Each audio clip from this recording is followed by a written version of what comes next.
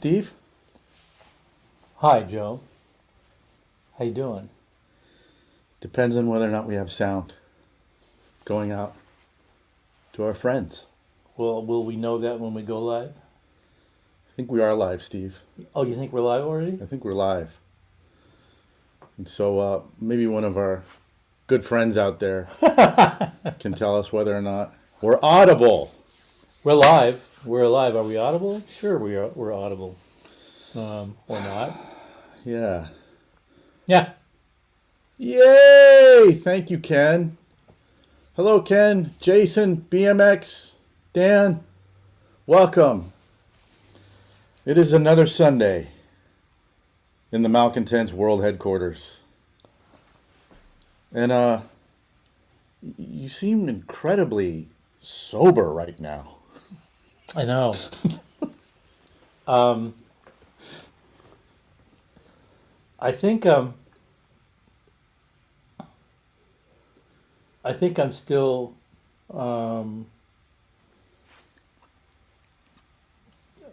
You are, man.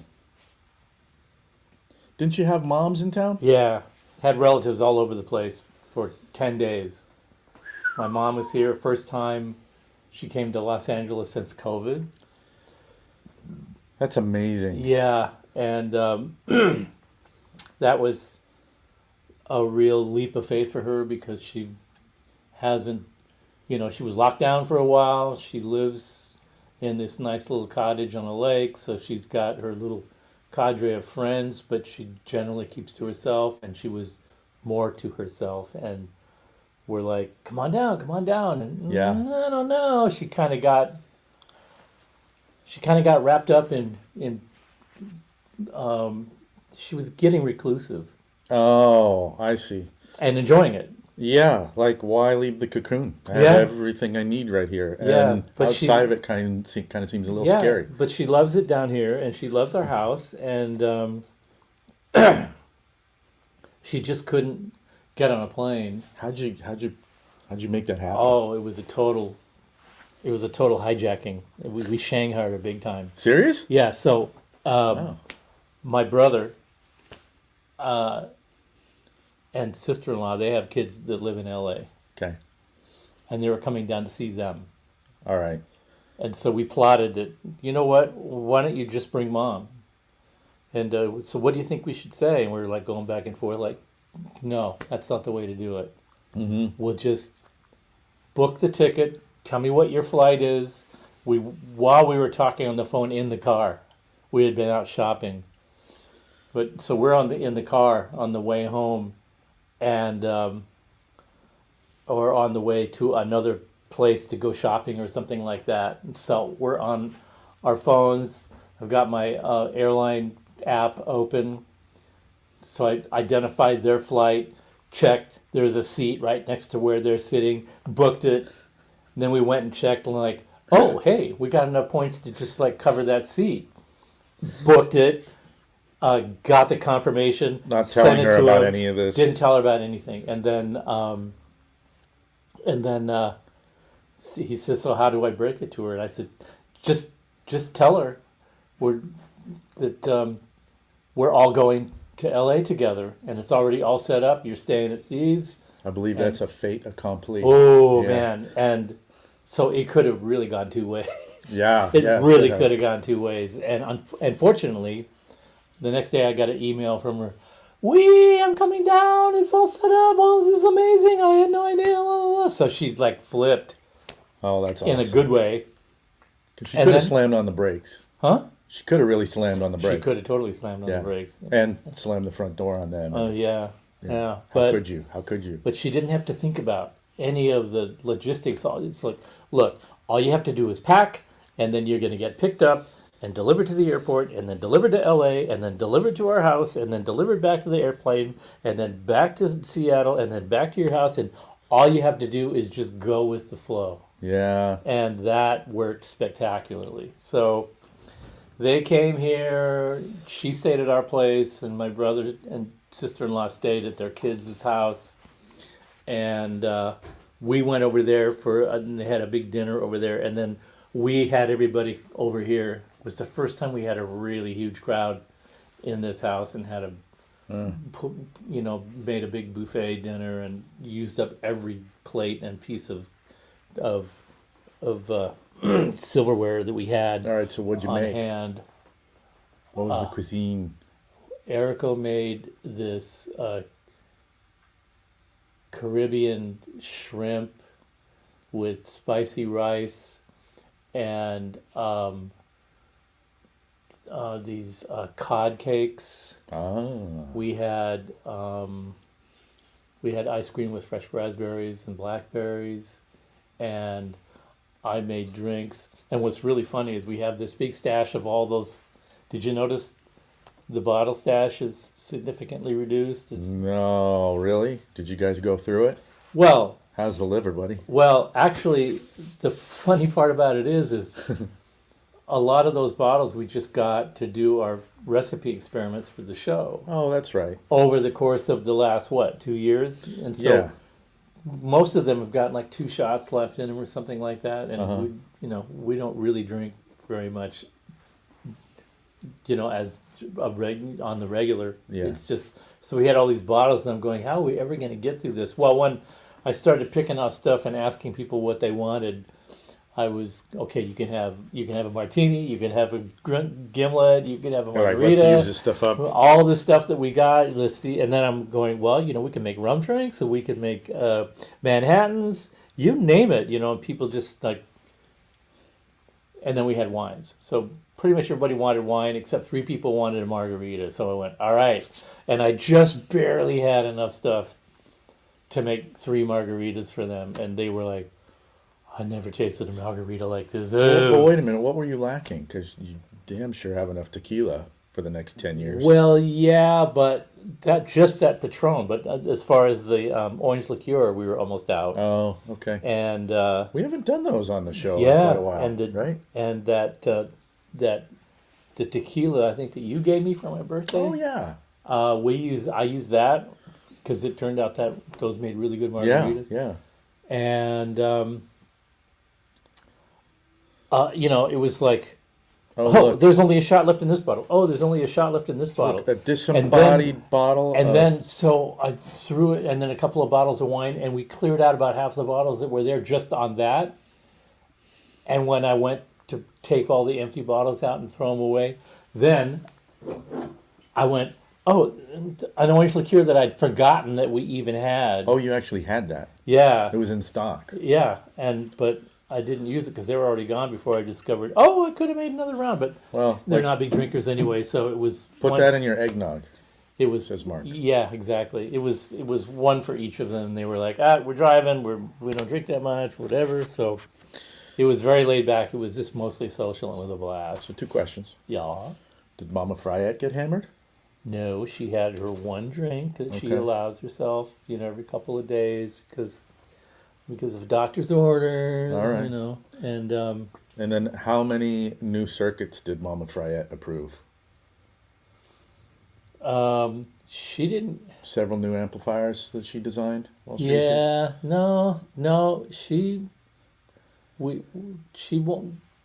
We took her around to see stuff just so that she basically just loves palm trees, and she loves Me too. to drive through Hollywood. No real high expectations. We did take her to the Academy Museum, Yeah.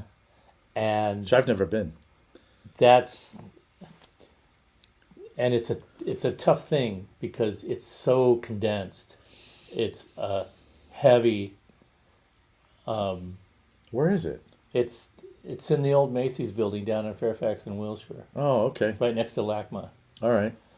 And Miracle Mile. it is a dense curriculum. Mm.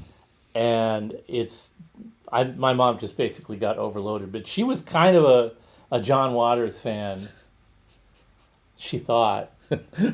And so we went to the John Waters exhibit, which I thought was fantastic. Yeah. Had all of Divine's outfits, Mm. the Egg Lady's outfits, and I'm like going, oh man, these are scary looking things. They're like bikinis and stuff, but they're all shaped like this, not like this. Huh. They're all Interesting. these big round Yeah. things with sequins and feather boas, and it's like nuts seeing those outfits without the characters in them. Yeah. They're even creepier than when they're wearing them. But they had a montage of all of the John Waters movies. As soon as you walk in, there's these seats they're actually church pews Oh, no kidding. in front of this screen, and so you sit down and you see this montage, and the montage is like all the most famous clips from all of the movies, so the most outrageous sections of each one. So the minute we walk in and sit down, my mom was like going, I was gonna ask. "Oh my God!" She was just like, bleach my eyes. This is not your mother's, John Waters. Yeah. Yeah. So yeah, she had kind of like this concerned look on her face for the rest of the day, and whenever Did you discuss it afterwards? she just Little said, I debrief? just had no idea that. I mean, I knew he was kind of out there, but I had no idea. And I'm like, oh, that's your Johnny boy. And she's like, Not anymore. I don't think anymore. No, Yeah. I think I've seen enough of that. And I'm like, okay. Do you and your mom have a movie, like one that you both have seen together? Like, this is our movie? Mm-hmm. What is it? Chinatown. Oh, really? Yeah. Oh, cool. Although we also saw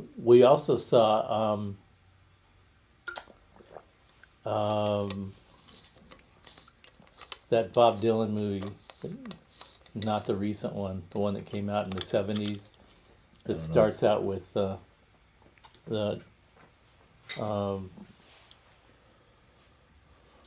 with Subterranean Homesick Blues. Is Oh, it? yeah. Where he's where he's throwing yeah, the different cards yeah, in. going The through In Excess copied? I'm sorry. The In Excess copied in 87? Yeah. Do you remember that? Yeah. So that we saw that together. That was amazing. Ah, that's groovy.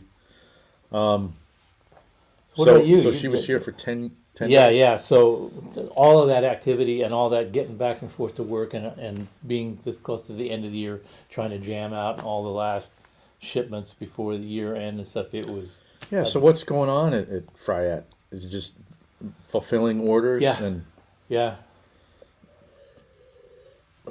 jamming till the end, as you said? Mm-hmm. That's Yep. the plan? Yep. We've got 2 more weeks to get all the remaining orders that need to be shipped by the end of December, and then And do you shut down the factory at all? Or you Yeah. just take a couple days off and you're back in? we usually take about the better part of a week. Oh, for- okay. It's Christmas and then it's New Year's and there's a little time in between. So we might come. I don't know. We might come back for a couple of days and just do some stuff. Get ready for after the first, or we come back on the second or whatever, and then we start the grind all over again. Yeah, So- but So yeah, between You're not all of going to that, NAMM. huh? no NAMM to do in Yeah. January. Well, I'm going to be there. But you're we're not gonna doing have- a giant booth production like No, years we're past. not. But it's going to be funny because we're going to have a whole bunch of stuff that's all going to drop in that first 2 weeks of January. That people are going to go, dude, you totally been holding out on us. Yeah. It's going to be great. And all this stuff is So things that popcorn maker? we're supposed to come out between November and January 1st. All got pushed out a month or so, about 4 to 6 weeks because of the move, because of one of our key suppliers, a sheet metal manufacturing company that builds our chassis. Yeah. They just a couple weeks ago decided to shut her down. No. Yeah. Oh no. Yeah, like with 1 week's notice. Just like, Oh. oh, how's our order coming along? Oh, yeah, we're not going to be building that, and we're not going to be building any more orders. We're just going to finish the stuff that you've already got on order, and then the machines are all sold. Then as soon as we close the doors, the machinery, all the equipment is going to another facility that already bought it all. It's already been sold. It's already closed down. We've already terminated all employees, given them their notice. It's done, and we're like, but. Merry Christmas to you too. Thanks. But you know, Yeah. So what what does one do? I Scramble. mean, I imagine you have. We've got 5 different sheet metal fabrication guys. Yeah. So. The beauty of these guys is they did everything in house. They had to paint the metal, milling, so machining processes, powder coat, and liquid paint in house. Separate departments for liquid paint and powder paint, and a powder paint baking oven. So the one-stop shop. And a totally isolated super clean silkscreen department. So everything was right there, and they were like 5 blocks from our new facility, so we could just walk down there and go, Babe, could you just fix that before you go to, Oh man. So we were like going, okay, this is going to be great for like the next year. Everything is just going to be go like clockwork, and like clockwork, they just kicked a big hole in the clock and went, all right, we're all starting over again, because all the stuff that they made for us, all the drawings and all the instructions and all of the specifications and all of the silkscreen screens and films, they all get to be packed up and then sent to whatever new supplier is going to be doing this stuff. And The it's learning probably curve, yeah. to, Fortunately, we have some overlap, but it's going to be gonna do a purple flake ultra lead too. no purple flake, nothing. I would love to see that. I love purple. I love like purple. metal flake? Purple metal flake, you probably well, if you're talking about vinyl, no way. But the front panel, I still have. It's kind of funny. I have an Ibanez RG570 from the early '90s. That is it's called Purple Neon. Is the finish. You can Google it, guys, if you don't know it. But it's one of these purple jobs that, as you turn it in the light, the hue shifts. It's almost like it looks like part of the paint is translucent. No, yeah, oh yeah, I know what you're talking about. Yeah, It's super groovy. But yeah, you should do one like that. Front panel. So, then I spent a couple hours a day cleaning up the studio and organizing it a little bit. So I kind of got into that. And so by the time you got here and we got doing the final setup and stuff, I felt like, okay, I've done just about everything I can do. And so we went live. I was like really in slow motion mode. So when you said we were on the air, I went, oh. A little bit of, huh? Yeah, I could have just, you could have just cut my lifeline and I would have drifted off to the moon and it would have been fine. But you're in a good mood. Yeah, I'm in a good mood. I'm in a great mood. Yeah. And I'll be in a better mood as soon as I figure out what kind of a cocktail I'd like to get going. But for right now, I'm drinking water. Yeah, I'm drinking some pretty great water that I made today. Really hot day today, really dry. Kind of got a little dehydrated, so I'm definitely dehydrated. I felt like ass all day long. But I'm ready. I'm ready for. Are you ready to rock? I'm ready for Monday to just like throw it whatever it's got at me. Well, Ken was saying earlier it is Monday. Ken, where are you from again? I think you said so. You're somewhere. Oh, you're from Denmark. Haha. Well, welcome to Monday, friend. How is it? Let us all know ahead of time. Should we all duck? For Lou, it's a Sunday still. Where are you, Lou? Denmark, home of King Diamond. Oh, and I don't know if you noticed, but I've lost about 8 pounds. My diet is working, and the man boobs are shrinking, and so I'm actually making some progress. I'm feeling pretty good. I've been working out. So you weren't hopping on those cheese danishes? No, I had one because I absolutely had to have something in my stomach. But oh, Lou's from Seattle. oh, Your hey, homeland. Hey, Oh, it's 3 a.m. in Denmark. that's about right. What are you doing awake, friend? Hanging with us. I do not want to be awake at 3 a.m. and I will. I was about to say I'm not going to be, but watch, I'll say that. I'll be awake at 3 a.m. Yeah, I usually fall asleep and then I wake up at 3 or 4 and I go, oh, I got 18 things that I have to clear out of my head. Yeah, that's fun, right? So we titled this show. We had a basic concept. You guys probably saw the title card. What did it wind up saying? It said, "It's the journey, stupid." It's the journey, stupid. Okay, so I told Steve, we were talking on the phone about it. I had to run. And I said to Steve, hey, when you come up with the title of the show, just text it to me. I'll make a title card, placeholder for the show. We'll go with that. And what he texted me back was what I put on the card, literally. I think, it's the journey, stupid. I'm still grinding. Yeah. But what he meant with the I'm still grinding, I'm still grinding on the title. Like, this is the first draft. I'll probably get back to you. But I thought that was the title. I'm like, well, that kind of goes together. All right. So he went live with it, and I went, okay, that works. Fine. To you, was it nonsense? Because to me, it made sense. Well, It's like, it's the journey, stupid. As soon as I saw it, I just cracked up. Because, well, first of all, it's the journey, stupid came from the Clinton era. He had signs everywhere when he was campaigning, in the campaign offices, on his desk, on his notes, everywhere. Oh, it's the economy, stupid. Yeah.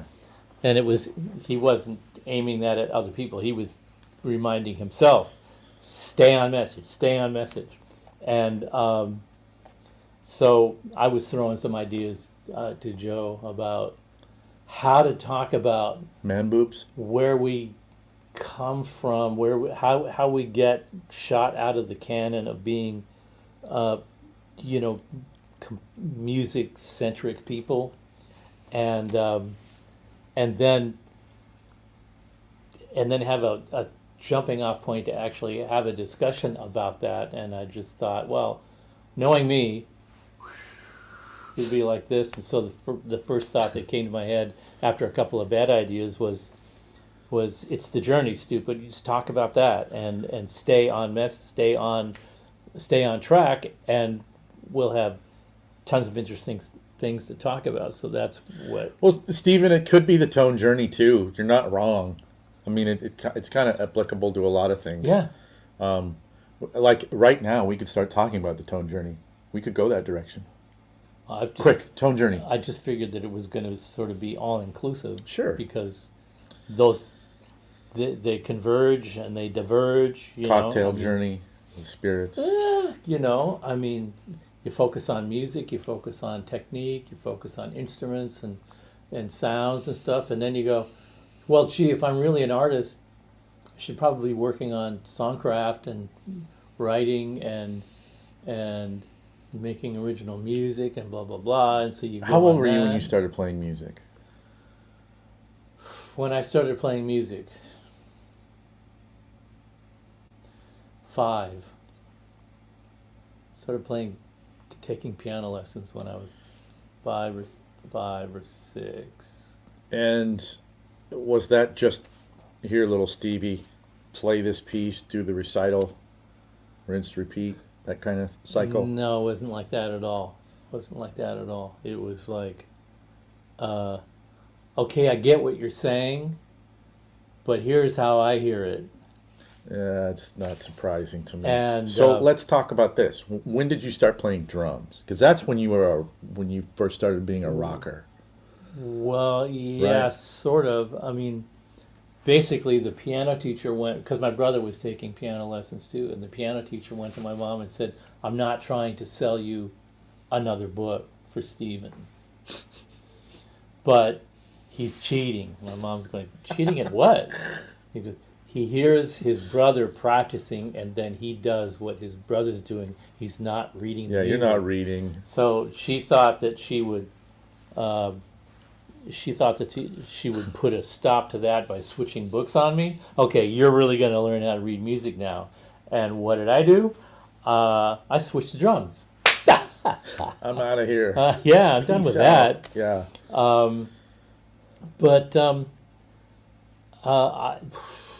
Yeah, well, I think... So here's my question. When you started being aware of rock, Like I want to play something where I get to express myself through it and not just do what a instructor's telling me to do. How long after beginning that did you become conscious of, I need to write something, I need to make my own songs? Because I imagine as a drummer it's a little bit different. Well, Because you didn't have a harmonic instrument. Well, but my brother we wanted to put together a band, and he wanted to be the drummer, and the other one would be the guitar player, and we had an acoustic guitar in the house, my dad's acoustic guitar. What was that? Oh, something. It was a K acoustic or something. It was just an inexpensive guitar that you could bang on. And my grandfather played his entire career on a K stand-up bass. Ah, cool. Yeah. So,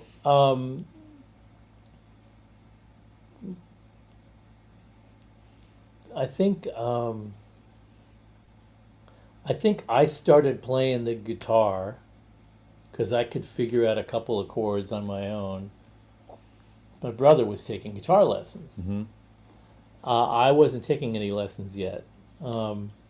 But I could sort of figure out a couple of chords on guitar. But as far as playing together as a drummer and a guitar player, he didn't really have a rhythmic sense. So I started playing guitar, and then he started playing drums. We figured that was simpler. He could just, but he didn't have a sense of the drums at all. So we switched back. Okay. So I started playing drums, and then he started playing guitar. And then we got another guy in the band that could actually play solos, because my brother could only play the rhythm parts. Yeah. And so that's how we did that. And right off the bat, we started thinking of songs to write, because we were listening to, at that point, I don't want to take piano lessons. At that point, we were there were local Seattle bands that were breaking out, like the Wailers and some of these other just local bands that were making some noise, but they didn't really break out nationally. And so we took their songs and spoofed lyrics to them, and then we went and played little school functions and things like You're that. kind of being a dick from the beginning. Yeah, pretty much. We wrote a song about that. Well, the Sonics had this song called "The Witch," which now everybody knows because of the Toyota commercial. That when Toyota used the "Have Love Will Travel" music for a Toyota commercial, a few years ago, 10 years ago, 5 years ago, they basically reinvigorated the Wailers' career that they never really had. They didn't break out nationally at The that Wailers, point. not Yeah. the Sonics. I'm sorry, the Sonics. The Sonics. Well, there was a Wailers too. There was a All right. Wailers in Seattle, but it was the Sonics. We And they had a song called "The Witch," and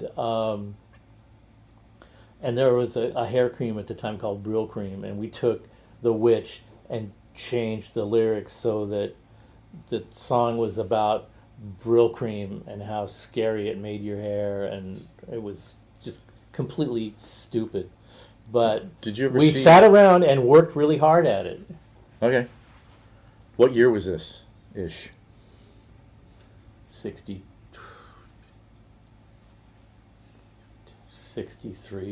Oh, so right at the beginning of Yeah. when the Beatles are gonna. Yeah, on, see. yeah. In Did you ever fact, hear I Brendan's- had drumsticks, but I didn't have a snare drum. And I played What? on a tabletop. The drumsticks had these little rubber tips on them that you put on to make it so that you could pound on furniture and not damage stuff. So I practiced with those, and then when the Beatles came out, I got a snare drum, and I still have it. Yeah, that one right there. But yeah, and so we just did what bands did. You get together, you work out some songs, you play them, and then you write some of your own. Yeah. So I mean, I tried writing music pretty early on, and Did you ever see the band Citizen Dick in Seattle? no, I never heard of them. And BMX Hog uses Bro Cream. Excellent. Why not? So we spoofed The Witch, and we spoofed some other stuff. What were you guys called? We were called the JBs. Mm. JBs. And it was my Wow. brother Jim, so J for Jim. You had a And thing for... And the bass player was Brian, so B for Brian, and S for Steve. So JBs. We call ourselves the JBs. And my mom made these little emblems to put on shirts. We had white shirts with black dickies. Wow. And we had a little shield, a little emblem that said JBS on it. Wow. We each had one. My mom made one for each of us. Wow.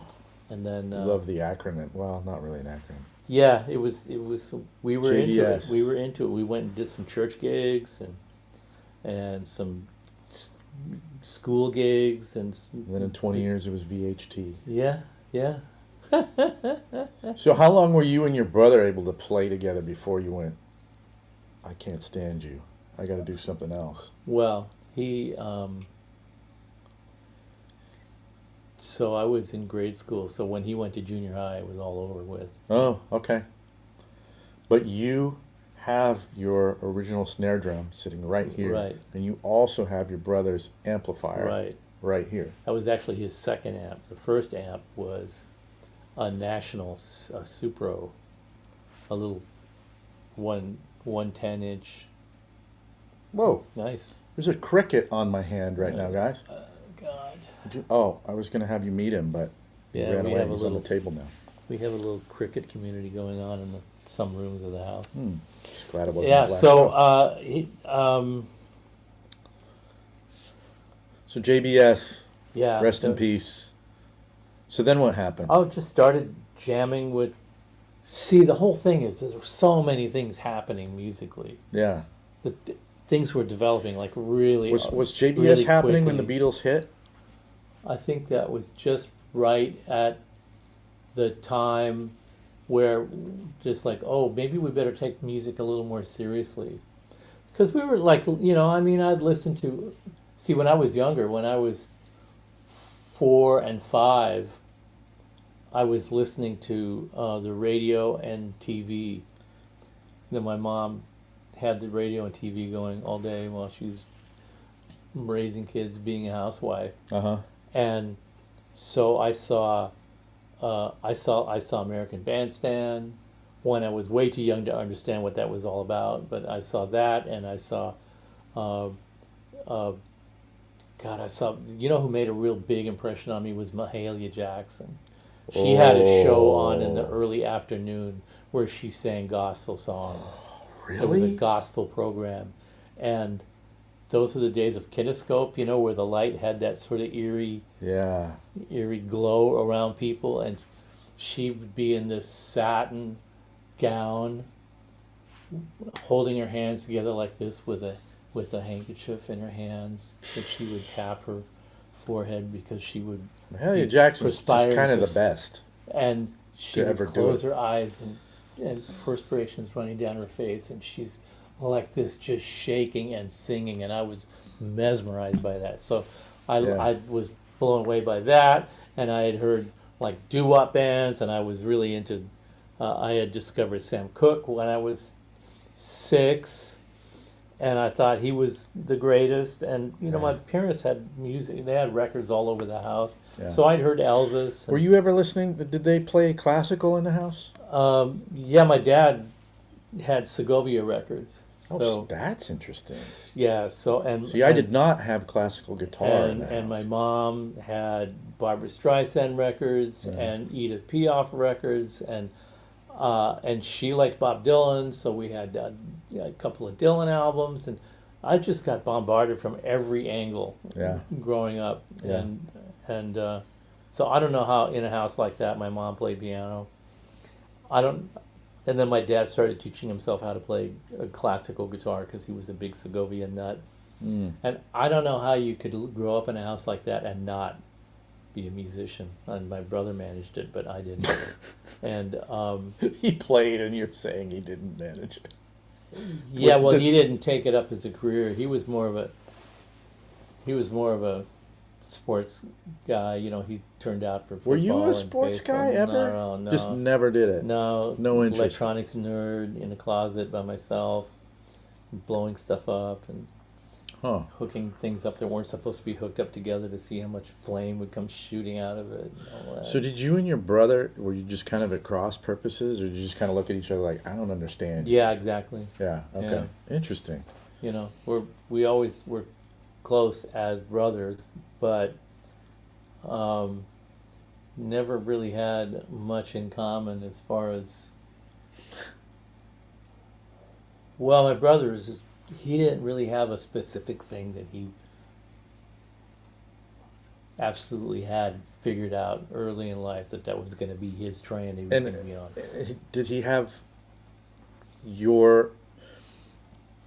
I think you had your father's obsessive tendencies, right? Because your dad, when he decided to do something, like clear the deck, Out I'm of my going to way, do this. yeah, I'm going to do this. Get it And done. you were very much that way.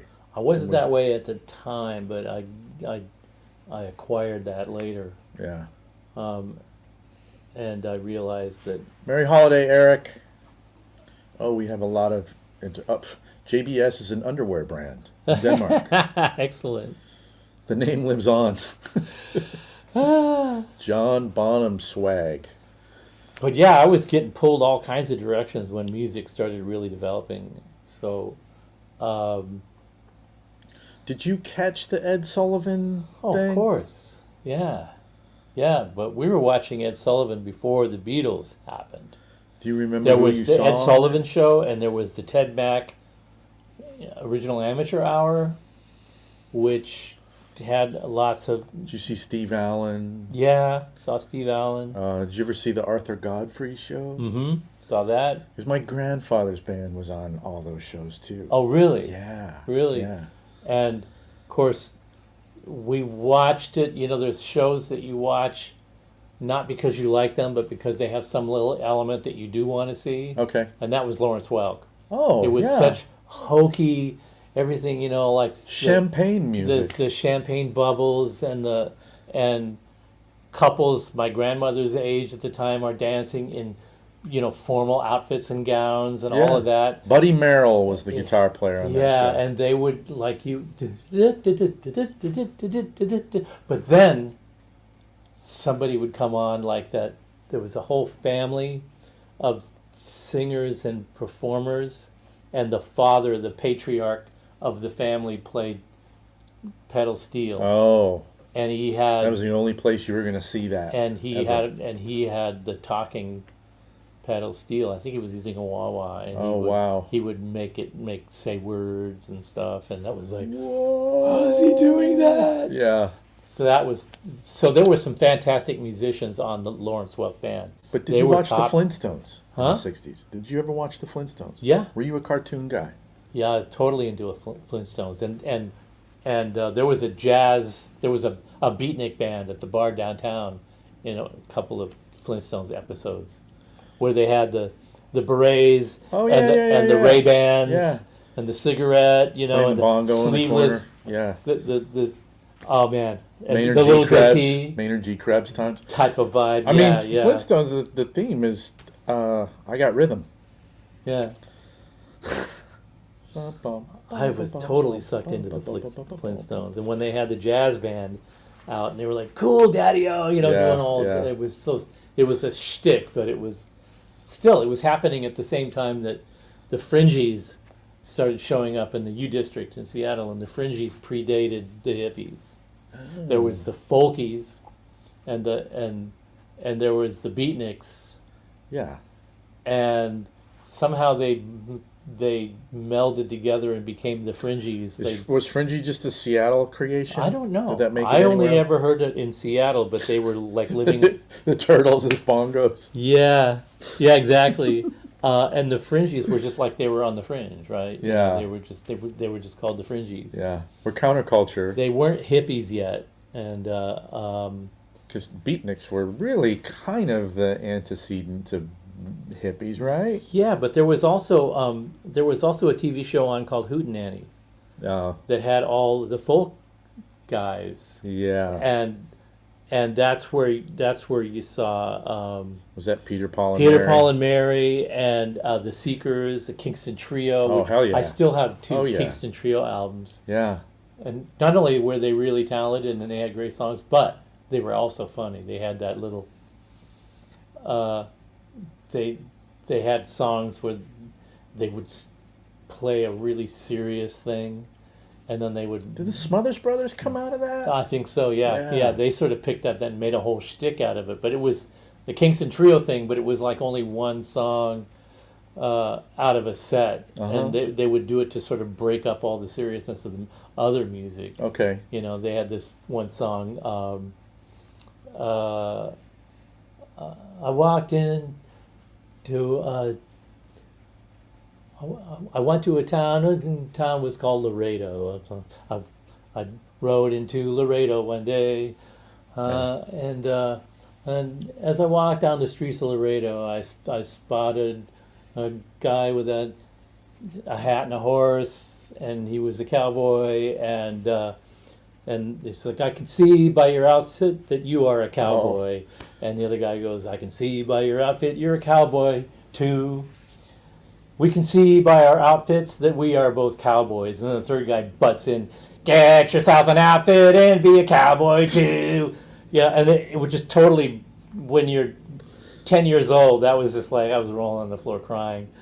But that's what they did to break things up. And then the Smothers Brothers came out, real musicians, real singing duo that were really perfectionists. And of course, Tommy was like the twisted guy, and they were wonderful to watch because they were real musicians playing real music, and then they would just destroy. But they were also pretty subversive for the time period. Tommy right? was real subversive because he was doing that thing on network television, but I think off stage he was hanging with the people who were kind of the most hip in the culture at that time. He was the guy that was going head to head with the network guys, the censors. He was the one that's telling them no. Yeah. No, we're going to have these guys. No, and you're not going to tell them to change the lyrics on their songs. And no, I'm not going for that. And he really pushed the envelope. It ended up getting him canceled. Yeah. But he was really... He really did fall on the sword. He did, and everybody respected him for it because he wasn't to be screwed around with. They had the Who on, Smothers Brothers show. They had the Who on. Yeah. And so Tommy comes up and he's got his acoustic guitar on. And wait, is that the one where Keith put the cherry bomb in his bass drum? I don't know if he put I don't know if that was the episode where he ruined Pete's. I don't know if that episode had the exploding drum kit. I know that Keith kicked his kit all off the stage. But Tommy came up with his acoustic guitar to talk to Pete about breaking his instruments, and Pete took his acoustic guitar and smashed it. And, and then Tommy stomped on it. And Mark, do you still have the Hootenanny songbook? I'd love to know what songs are in there. Yeah, well, Hootenanny also had a real big gospel contingency. Oh, so they would have like the Christy Minstrels and all that kind of stuff. But they had this full-blown Pentecostal choir come up with tambourines and amazing multicolored gowns, and their hair coiffed perfectly. The women and the guys were wearing tuxedos, and they're all jumping up and down and banging on tambourines and just really doing a full-blown rave up. And we just sat, my whole family, just glued to the TV and like, we need to get a tambourine so we can bang. We got a tambourine and we got bongos because Marlon Brando had bongos, and we all got really swept in. I don't know how funny you say that. I've read, when you were talking about beatnik stuff and we were talking about bongos, I was reading about James Dean in this past year, and we all know how he's portrayed in the culture, like the coolest guy in history. But apparently, he was incredibly insecure. And I was reading these accounts where they're saying, he would hang out at these parties and like play bongos really badly, incessantly. And if you stop and watched him from across the room, he'd play and be looking around to see who was watching him play, because he just needed the attention. Look at me, I'm the cool guy with the bongos. But And what about you? I mean, see, I have a probably a different perspective because it's wider, because I started so early and saw a lot of this stuff happen in real time, Mm-hmm. like the Beatles and Hendrix and the Beach Boys and Bob Dylan playing at Newport, Electric and getting booed uh, and all the bands that came out of that. I witnessed all that in real time, so I kind of, as far as where rock and roll really starts becoming not just shtick but real serious music, I'm in there like from the very beginning up to the present day, Yeah. and I just have a different way of experiencing all of that than you do, and that Nico-chan does, because she has a really unique sort of take on rock and roll music progression and music progression in general, because she had a really unique experience that brought her to music appreciation and becoming a musician. Uh-huh. That is, we're going to talk about that. We're going to have Nico-chan on and tell us about it, because it's really a cool story. Oh, cool. And that's kind of the reason that we came up with this line of discussion for this show, because it sort of illustrates you're in yet a different, your perspective starts from a different point, and your input starts at a different point and then doubles back a little bit and then slings forward. Yeah. Where mine is just step by step by step by step, and Yeah, you were born just in time to follow that whole progression chronologically. Nico-chan's perspective is more linear like mine, but more compressed, and she'll tell Okay. you all about why that is in a minute. Hmm. But you, I mean, so the things that motivated me starting off were just all kinds of different things that were like, it was just music to me. It wasn't like a particular kind of thing. Right. It started, to me, Right. it was more like, well, there was music, and then they started calling it stuff. Mm-hmm. It started getting categorized after the fact. Yeah, yeah, that makes sense.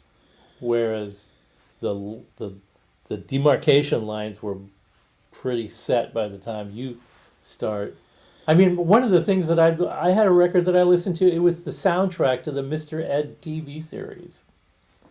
Was that? Or No, was that Green was Acres? the horse is the horse, Yeah, unless that's of right. course. Yeah. Wow. Um, and I loved the music for it. So there was a soundtrack record for the TV series, and there was a bunch of dumb songs in it, but it had the theme song, and I played that over and over and over because it was, Tommy Tedesco probably played on it. no doubt, no Right. doubt, because it told a little story. Yeah. It told a little vignette, Oh, interesting. Huh.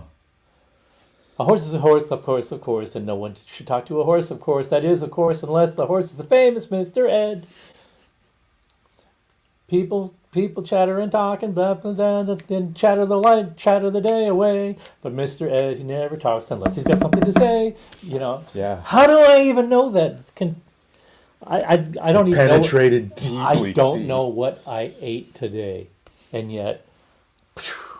Hold on, Brendan. You got to explain, dude. Rock and roll began and ended with Mr. Rogers? Whoa. I'm from Pittsburgh. That's I was pretty born in deep. Pittsburgh. I actually have pictures of me when I was a little kid with hold on, sneeze, with the entire cast of Mr. Rogers, because that was based in Pittsburgh. So that's of particular interest to me. Yeah, I mean, I got into listening to adult level stuff at a very young age. I kind of had the aptitude for it. My brother wasn't born until I was 3.5, so I was just kind of alone at home with my thoughts for the first bit of my life. And I would say that music, not from a playing perspective, like that didn't happen until my late teens, but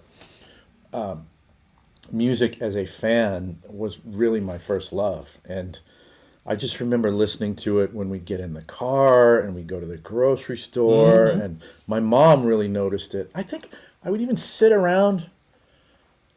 I think when my dad would come home from work on Friday nights, he'd put stuff on the turntable and, hey, check this out. And I remember he had the Truth album, the Jeff Beck Truth album. That was one of his favorite records. That and the Chambers Brothers, that song Time. Oh, yeah. Time! Played it to death. Played it to death. Cowbell action, yeah. But my mom really noticed I was into music, and she bought me a little Fisher-Price record player, probably for my 4th birthday. Fisher-Price. And, you know, I'm a little kid, so I got the Fisher-Price record player, and I got a the Mickey Mouse Club.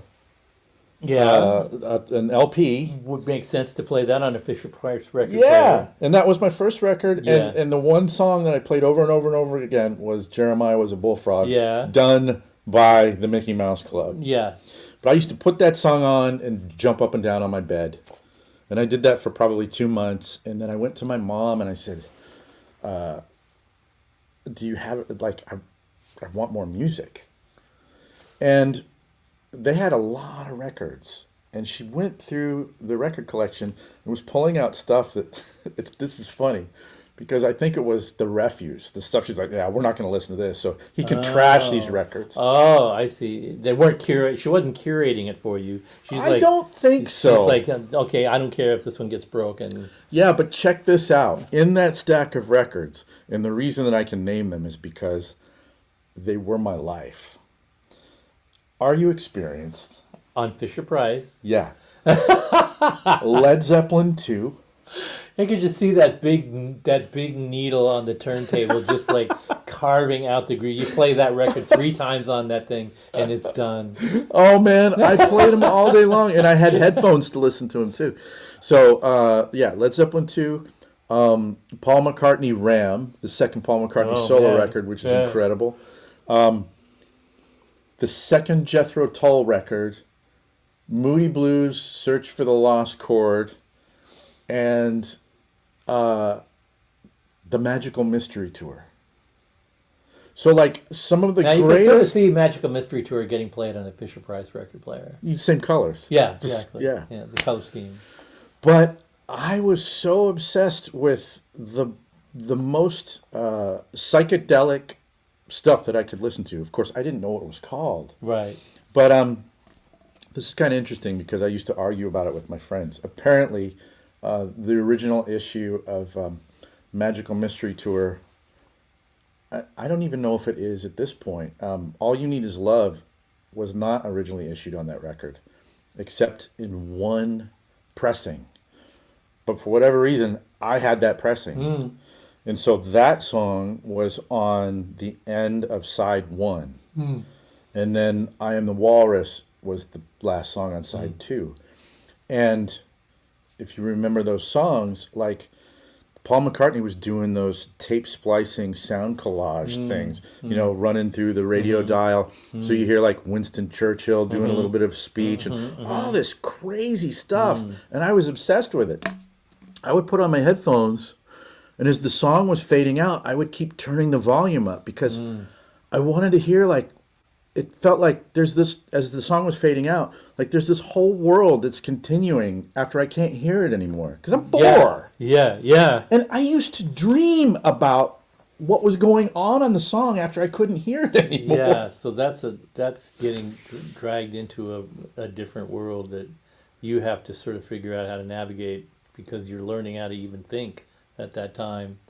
That's a very good point. When some of my earliest, where I'm conscious that I'm really caring about music and I really want to get infused in it, was going down to the downtown library every Saturday and checking out Beethoven and Bach and all the classics. You could check out they were all on 78s, so you could check out this whole book that had the LPs in there in order, in chronological order.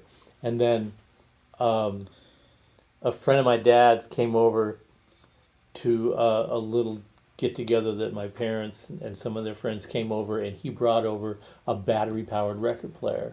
Oh, wow. And he left it because I put a record on it and started playing it, and I was so enthralled with it. He saw that I was really into playing with it, and he said, "Oh, I'll leave it and you can play with it." Oh, And the what a cool thing kind about man. it was it had a knob on it that was a variable speed knob, Okay. so you could turn wasn't like And you couldn't leave that alone. it wasn't like 45, 78, 30, it wasn't that. It was a variable knob. Yeah. So I could go and Yeah. and he had an electric guitar, so he brought over and he played it. He was able to plug it into a jack on the record player, and the sound would come out the speakers, and I was in awe of that. And this was before Beatles. This was still like Chubby Checker era, and I when my parents went to work, I figured out how to get the top of that record player out of the box and look underneath to see what that knob was doing. I was trying to imagine how that knob was making the speed go up and down. It had to be some kind of pulley thing. And when I opened it up, no, there's wires going to it. And I'm like, wires going to it? How does that work? And, How old were you? 8 or 9. That is awesome. And so besides getting sucked into this whole world of like expression, I'm also getting sucked into electricity is the thing that's making this world exist. And so I started, reading about turntables and amplifiers and speaker systems and all of this. And I started building kits for myself. I built myself a stereo system, and I got a reel-to-reel tape recorder. And when all that was going on, that's when Hendrix, that's when the Cry of Love Oh. came out. I got it on reel to reel. Got the Cry of Love on reel to reel. Yeah, I still have it. Wow. It may have dissolved, but I've got it on the bookshelf there somewhere. Huh. And Did you get Rainbow Bridge? No, but when I got my new turntable, at the same time I got my turntable, Jefferson Airplane's Crown of Creation came out. And I was kind of into and not into Jefferson Airplane when they first came out. I thought they were cool, and then the next records were they were kind of all over the place. They were trying to figure out what their direction was, but when it got to Crown of Creation, they kind of like coalesced again into this. I had that record. Oh my God, and Steve! I played the Wait a shit minute. out of that record. Weren't on they my like new stereo. in like it was a flamey looking cover? And Yeah, it was Oh my God, I had that It was one. the Atomic Blast. It was that was a part of that stack yeah, of records. yeah. So it was Yorma, yeah, Jack Cassidy, Uh-huh. Grace Slick, of course. right. Was Marty Ballin in the band? Yeah. Oh my yeah, God, that's it! Yeah, yeah, Wow. and and it's got Triad on it, which was written by Crosby, and I used to stare at this. I did, yeah, same thing.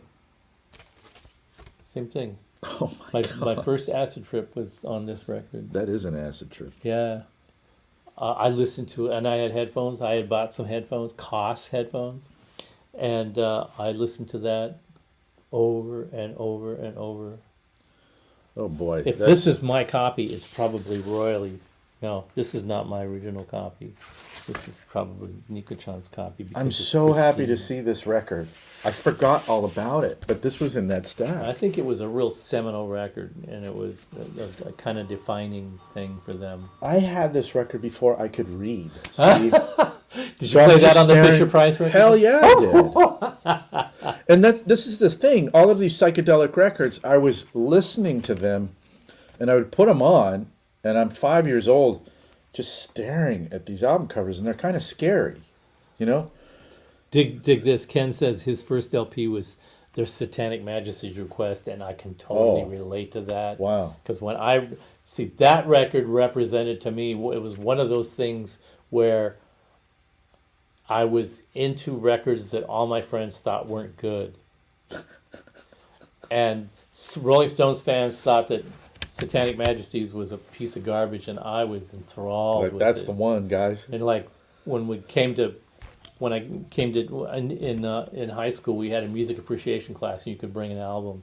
And when I brought that, people just looked at me like, "What'd you bring that for?" You know, and I'm like, I'm gonna not only am I gonna get it played, but I'm gonna turn it up, you know, and phew,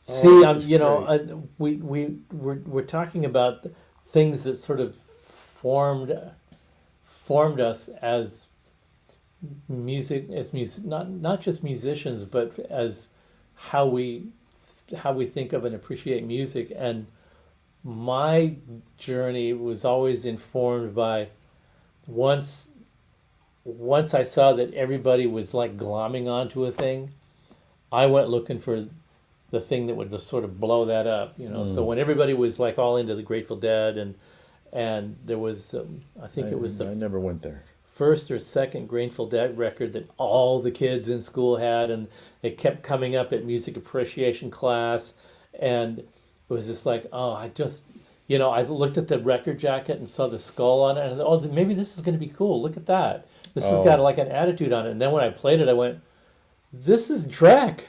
This is not anything I'm interested in. Why are people so? This isn't a rock and roll record. I don't get what this is. And You so weren't high enough. I don't know what it was, but I could not get on that ride. And not only could I not get on that ride, but the record that I found that was the antithesis to that I could bring to music appreciation class, that was sure to evoke a violent reaction by the rest of the class, was Blue Cheer Vincipus Eruptum. Oh, Blue And Cheer. that was like my throwdown.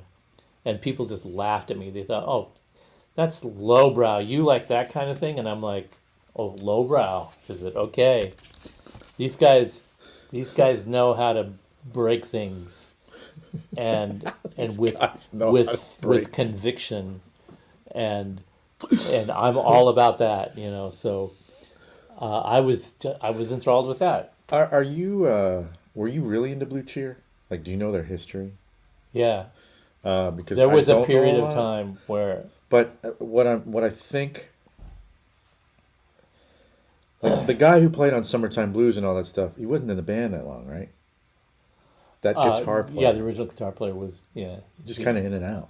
he Right? was gone after the first album, That's bananas. and he doesn't even respond to people that try to reach out to him or anything. I reached out to him. I tried to contact him a few times, because I wanted to interview him about his vibrato style, because it's really, really unique. It sure And is. you can't. You're kind of like, okay, it's this or it's this. Like, it's so fast and intense.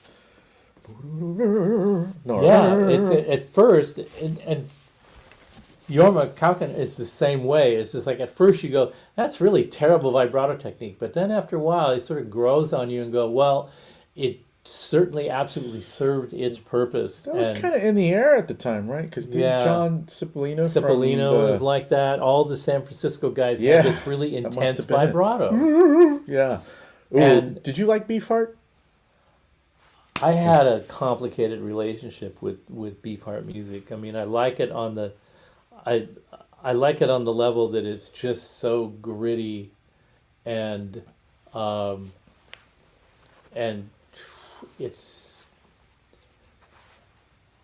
it's unwavering. But as it got more progressive and more out there, they lost me. I can listen to Diddy Wah Diddy all day long. I just love that, the sound of the bass, and the guitar is really tinny. I mean, it's the music is designed to piss you off, Definitely. but somehow that came out around it sort of fit in with like the animals and the seeds and stuff. So you could almost see that they were starting out with this sort of rough-hewn vibe, and that they would like the Beatles, maybe mature into like a more cohesive unit. And no, they did the exact opposite. They got farther and farther out there and more angular and more twisted, and that was really interesting to see that going on. But it didn't. I just thought that they had this kind of really twisted take on Mercy Beat, and he had this bizarre voice. I just really glommed onto that initially, but it. I missed all of that. When it got more artistic and poetic and in a twisted way, I just wanted to. I just wanted to hear the big beat. I was into that. You know what I remember when I first came to LA, one of Don, Captain Beefheart's drummers, in the latter years contacted me and wanted to put a band together that never happened. I'm just remembering that right now. I think his name was Robert Williams.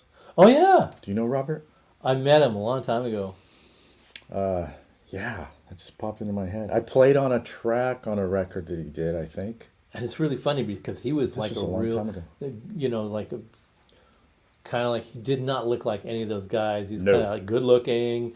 He looked like he could have been. He could have been in a synth pop band kind of guy. Yeah. Like with a tie. Yeah. Yeah. Yeah, it's just like he was friends with the drummer of my band at the time. Oh, and so okay. he came to one of our gigs, and the drummer Robert introduced me to him, and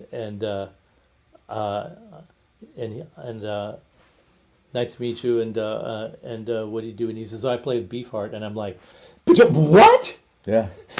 Yeah. I immediately went and started watching MTV to find a Beefheart video, because I wanted to see this guy playing in that band and just see how that all worked Just out. to see it not make sense. Yeah. Yeah. But so, I mean, we can talk forever about how we're progressively formed by the progression of these different bands and where they went and when they disappeared and the track got picked up by somebody else. But I want to bring Nico-chan in here, and because if we just like start talking about the initial things that got us on the music train, and then we, of course you have to talk about the Beatles and how did you experience the Beatles. And while I had the first Beatle record, and I saw their first concert, in Seattle at the arena, and That's amazing. Steve. I mean, you were just like surrounded with girls just screaming at 150 decibels into like a 12-year-old kid's ears, and then watching it progress and grow and growing with it. It never occurred to me for a moment that they were going wrong or going off the track or anything like that. They were just like doing the next logical thing for them to do. They were in a unique situation, a privileged situation where they could experiment, and they had all the right equipment and a good producer at their disposal. Sure. And they could really develop their talent in a way that probably most other bands of the time couldn't. So to me, it was also all really normal, right? Mm-hmm. But your experience of the Beatles would be completely from a reverse perspective. You already know the whole. Well, even like I was saying, I got into the Beatles when I was 4. But even then, I had parents at that point who were telling you, "Oh, you got to listen to this because it's already good. It's already canon. Right. It's already." They were in the past at that point. That's right. And this is good music. Right. So appreciate it. You know? Uh-huh. Yeah. So you were going through that in real time, and it was already in the past. I was watching it become canon. Yeah, and they're like insane to think about. My grandmother had one of the very early Beatles records that she used to play when I'd go over and hang out with her. But other than that, it was, my experience was, here you go, kid, magical mystery tour, knock yourself out. And I mean, is that fair to say that's the most psychedelic record that they did? It's like that and Sgt. Pepper's, right? Yeah. But that was after. I mean, wasn't that kind of like didn't the Jefferson Airplane kind of preceded them into the psychedelic realm. The Beatles embraced it and expanded on it, but they weren't the first to the party. Well, I think what year was this? Because Magical Mystery Tour was 68, Sgt. Pepper's was 67.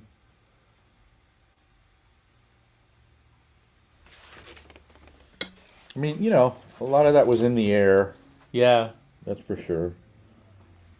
And what? The Cream was 66? Is that right? 66, yeah, 67? yeah. And Hendrix was the end of 66. August '68, that album came out. This one. Yeah. Okay. 68. So 67, right, 68. you know, It's a big year. everybody was kind of like on the same wavelength. I think at that time the expression was different, but the essential. God, dad had a shirt like that. That he wore way beyond the expiration date. Dad, are you wearing that? Oh, tomorrow never knows. Eric, at this point in my life, that's actually my favorite Beatles song right now. And it has been for about the last 10 years. Tomorrow Never Knows. Yeah. I just love that. It's primal as hell. If I have to name two Beatles songs that like I always glom onto, one of them is "Dear Prudence," Oh, and the other hell one, yeah. the other one is "You Know My Name, Look Up the Number," which was the interesting. B side of "Let It Be," and I just thought, now this is John being at his most subversive. Wow, best. that's interesting to hear. I just Well, that does it for me in a big way.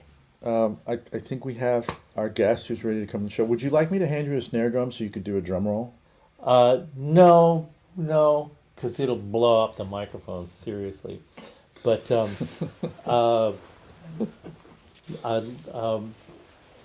we have some of y'all's favorite visitor tonight, Nico-chan. Yeah. And I think we actually have. Oh, Nico-chan Cam! Look at that! Hi, Nico-chan. Hello. Are- It's a tear. Have you been drinking? Yes, I've been. Oh, wow. Of course. Wow. You guys not drinking? No, we haven't. Well, We've we're been not having drinking water. yet. That's all. Yeah. Okay. Well, who's going to make it? That's a good question. Because I'm here. I can't. Sorry. Okay. Well, then we're gonna figure out something else. Maybe I'll do something simple like grab a glass of wine if anybody's interested. Is there one out there? Oh While yeah. we start this, I'll pour you some wine. I'll pour a little bourbon for myself. But let's get warmed up a little bit Want first. to get rolling? Yeah, Okay. yeah. Well, what you guys talking about? Well, we're basically just talking about how we got on the music train and how it informs what we do every day to this day. And we're talking about our different perspective and how we came to it, and the same kind of music that we both experienced, but how we experienced differently. And I'm letting the viewers know that you've got a really special, interesting angle on that that we want to hear from you about. What's so funny about? I'm just thinking Nico-chan might be mocking Steve. Well- That's okay. Well, you know what? Yeah. Well, is it better to have a bigger screen than just me on? We can switch back and forth. Oh, back and forth. Okay, fine. Well, since I came to United States, da-da-da-da, I'm here. Okay. Well, How would since you like to be viewed, Nico-chan? Do you like this one better or the Nico-chan can? I don't know, I think everybody wants to see you guys' face. I don't think so. Not just not me. mine anyway. Well. But okay, we can try this. Well, I think I've been. Well, I was living in Japan until my age, 23 years old, and I came here, United States, and I never thought I'm gonna come to United States or any other country. I was so every day since I came to United States was like a dream come true, because I never thought I'm gonna see living, or what should I say, moving artist. Because I grew up in Japan, and I only see magazines or album cover. They're all still not moving, and so I never seen like a moving artist except Like performing live or seeing in person no, or anything no. like that. You know, I was really young. They were just pictures. Distant gods. I was Yeah. really young, and then Yeah. I was 5, 6, 7. All the neighbors. I was living with like a really surrounded by older, like 10 years, 15 years older than me, is surrounded by those peoples, and they're always listening, like overseas rock and roll music. Oh, Yeah, and they recommended to me to listen this radio stations, and I was still listening those radio stations that playing overseas music, like England, United States, and sometimes French, Germany, whatever. It's I really enjoy listening overseas rock and roll music. So one day my father came home with expensive stereo system, audio system. Like at 1975, I think, at the time. do you remember what the brand was? Denon. Oh, Denon. Ooh. Yeah. Denon PMA series, I think. Wow. It was, High five. It was really expensive, made my mother so pissed. Wait, and you remember the model number, and how old were you? I was like a 7 or 8. Yeah. You were always a geek. Yeah, yeah. We love you, Nico-chan. So then father doesn't know anything about the audio. He just wanted to listen one record, that's it. And I think his friend told him, said, you gotta get this new stereo system then on PMA series. So he got full-blown set, not just a turntable. He got like everything, like turntable. I think it was a direct drive system, turntable, right? Direct drive, here, I should be here, okay. Direct turntables and receivers and speaker systems, whatever. At the time, at the 1975, my mom was screaming mad. I said it was like about the $1,500. Oh, At that's that not time, cheap. 1975. Wow. In the Japanese yen, I don't remember, 160,000 yen. What record did your dad want to listen to? Well, just the Japanese traditional country music. Uh-huh. And it drive me nuts because playing, like, every time he came home, he was playing that album. Was it like koto music, or was it kind of big bandy orchestra? No, it's really like a Japanese country music. It drives us nuts. Huh. Entire our family. He's like blasting and playing same song again, like ah! And so when he was not in home, I would start. My mom was so mad, but what my mom did was he joined the record club. Oh. So she brought she got like a really nice record coming every month, and so I start just playing that album. I mean, so it was Bee Gees was The in Bee there. Gees. Yeah, but not the disco era. Okay. Before disco era. Yeah. It was really nice. Bee Gees, and like a lot of it, movie, a lot of movies music there. And then somehow this one record she got one month was like a rock and roll special, and it had a Jimi Hendrix, Purple Haze was in there, and then Cream White Room there. Woo. James Brown, Sex Machine was there. It was over at that Yeah, point. I was like only what 7, but just start listening. Goes what the. Oh You know, yeah. wow, it's so cool. So I just playing again, again, again.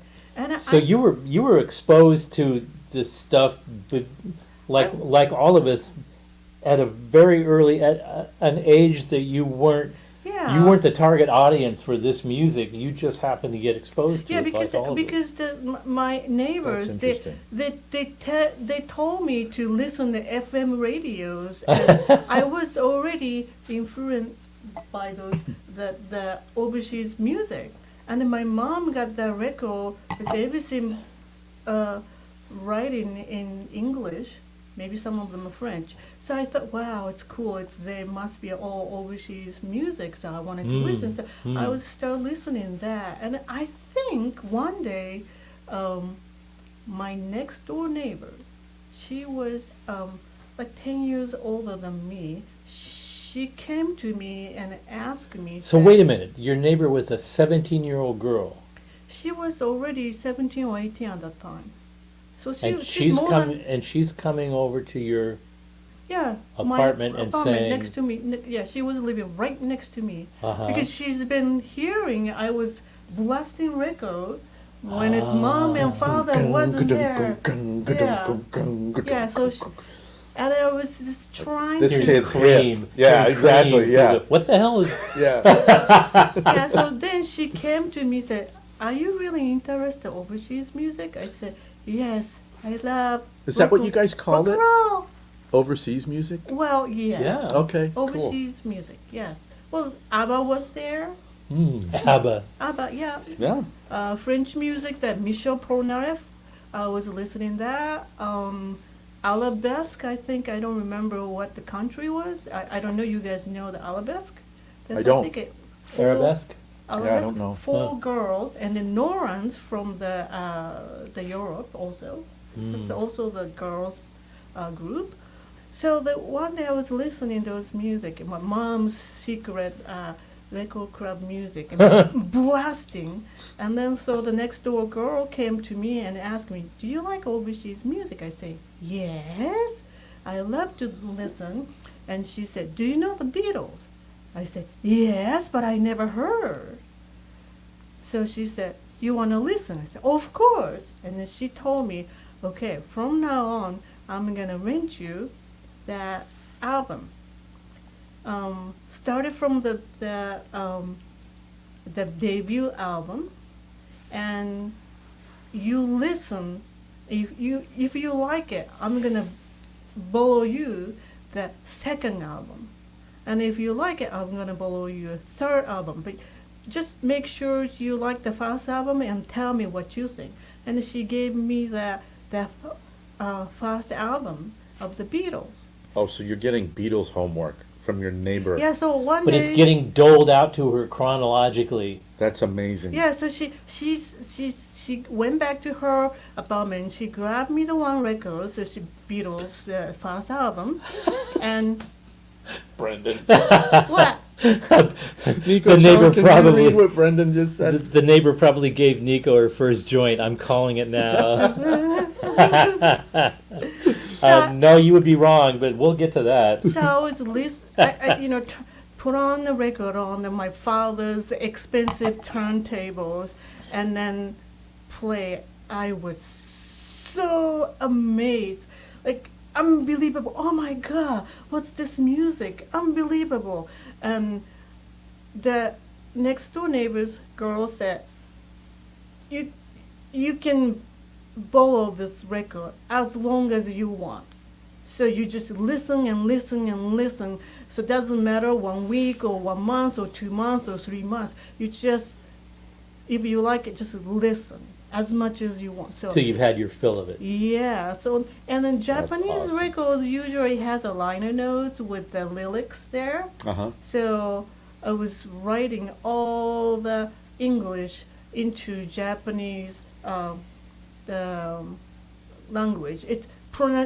I don't know the meaning of it, but I will write it down the pronunciation in the Japanese so I can sing along. Oh, cool. Yeah. So Japanese writing, they have Katakana, The hiragana, katakana and whatever. Don't you Hiragana. have 3 different? Yes, Right. yes, Yeah. three right, different. and one of them is for foreign words and to spell words phonetically. The phonetics, yeah. So I was writing it down, and it took me a really, really long time. I had a 3 years old, older than I have a brother 3 years older than me, so he helped me, and I have the 1 year younger sister. So we all listening, and we all write it down in English, and then trying to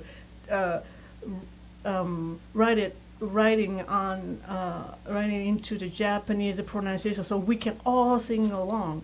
So we borrowed it like a 3 month, I guess, and so we kind of memorized entire album. And then so I went to the next door neighbors and said, "Thank you so much." And she said, "How was it?" I said, "Unbelievable, Beatles, so great. Okay, here's the second album." So she gave me the second album, and I started listening to the second album. I was like, "Oh my God, it's different than first album.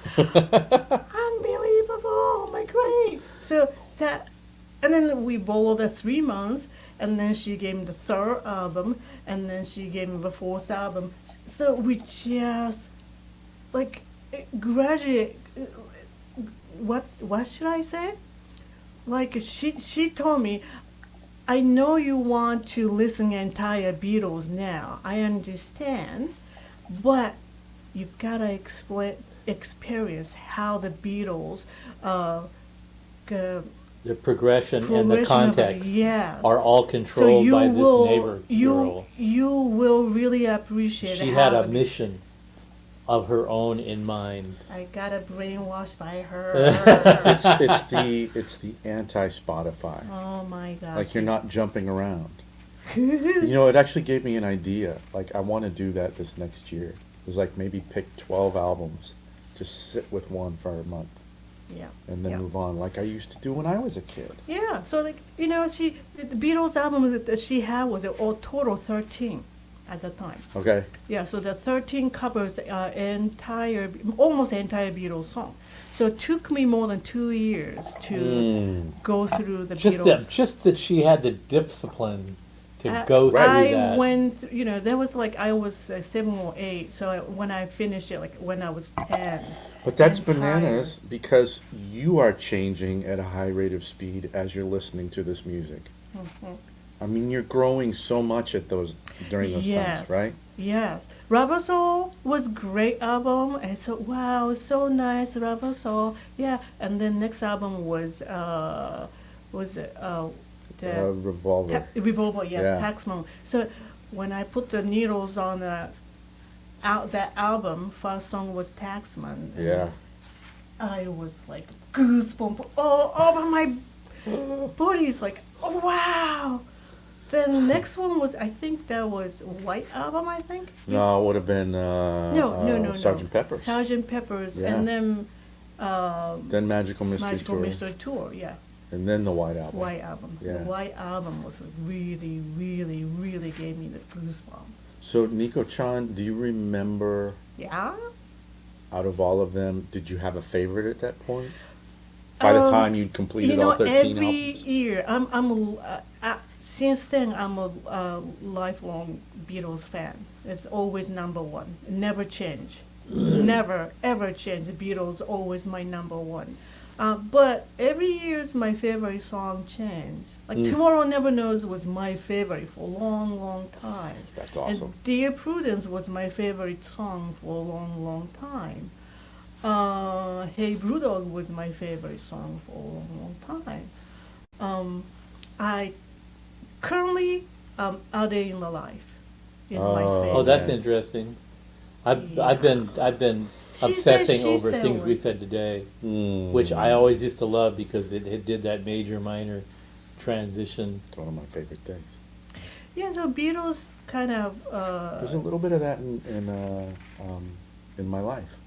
Yeah. Yeah. Yeah, so Beatles kind of took me to the my rock and roll life. I don't know what to say, but the same time, I was also listening Japanese folk song music too. Oh, Yeah, my brother see, was. you and I didn't do that. We skipped that part. Which part? The listening to Japanese folk music. Oh. In our education, Yeah, we you missed guys out should on that listen part. to Japanese folk music. Yeah, I would still love to do that I deep grabbed dive. the guitars when I was maybe 10. Mm-hmm. Folk guitar, the acoustic guitar, Yeah. because my brother had it. So I was sneaking to the brother's room and trying to practice guitars. Actually, I didn't really skip that because our next door neighbor was a Japanese American family Mm. that went and did. There were a lot of there was the International District in Seattle. There was a big Japanese community, and they did all the seasonal stuff. And they invited us along to go see some of those things. So we saw Oh, a lot really? of these sort of Oh, that's traditional cool, man. Japanese cultural seasonal things. But you were able to share it with them? With the Japanese American family? Yeah, they took Oh, us. We all man, went that's together, awesome. and so we experienced some traditional Japanese music and some Japanese folk music, and we just thought it was Yeah, Cool Japanese because folk it was music, different.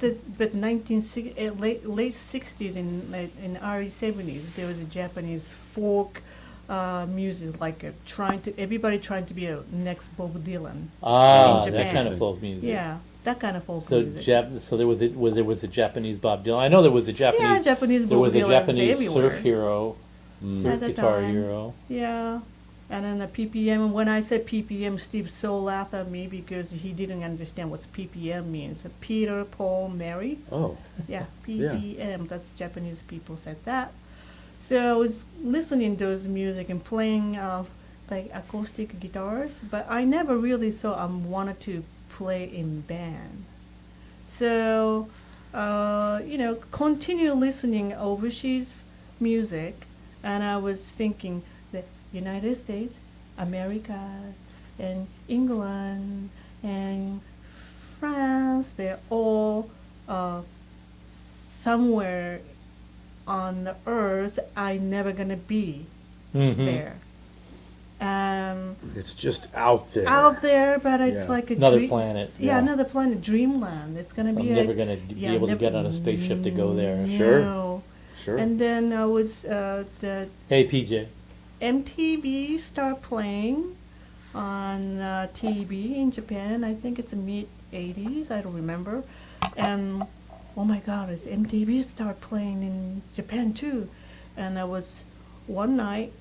I think it's in Japan was only the Friday or Saturday midnight was playing. I don't remember exact how when was it, but so I turn on the TV and then sitting in front of TV, and then Black Sabbath start playing. Yes! Yeah! I love this story. I so love this And story. that time there was a new song came out, Black Sabbath's Born Again album. That song was called Trashed, and I was so surprised. I'm Was like, Dio on that record? no, it's not. No, Ian Gillan. Oh. Ian Gillan. And I saw that video, so surprised, but music was so heavy. And I saw, you know what, I've been listening overseas music, rock and roll music, hard rock music. I'm not gonna just listen. I'm going to play. Yes! Yeah. So like Beatles was fast. Yeah. Beatles was fast. The band, took me to the rock and roll world, and the Black Sabbath took me to the next level. Oh man, I love So that. would you say that like Helter Skelter was as heavy as the Beatles get, and then Black Sabbath takes over? Yes. Don't you love that? Helter Don't you love Skelter. that? I Pretty love damn that. intense. Helter Skelter. You put that on recently? Oh yeah. I heard it this past summer and I went, There is it's just like every Beatles song. The more you hear it, the more you hear, and the more you hear, the more you think. You know, They're not just composing music. They're pushing each other, and they're pushing themselves, and they're tweaking the nose of the listening audience at the same time. yeah. Like just before the guitar solo starts, Uh-huh. you hear this. You know what I'm talking about? I don't remember that, no. Just before yes. the guitar goes Yes. jink, jink. Boink, boink. Just at the beginning of the start, there's this evil fucking little laugh in there. It's very understated.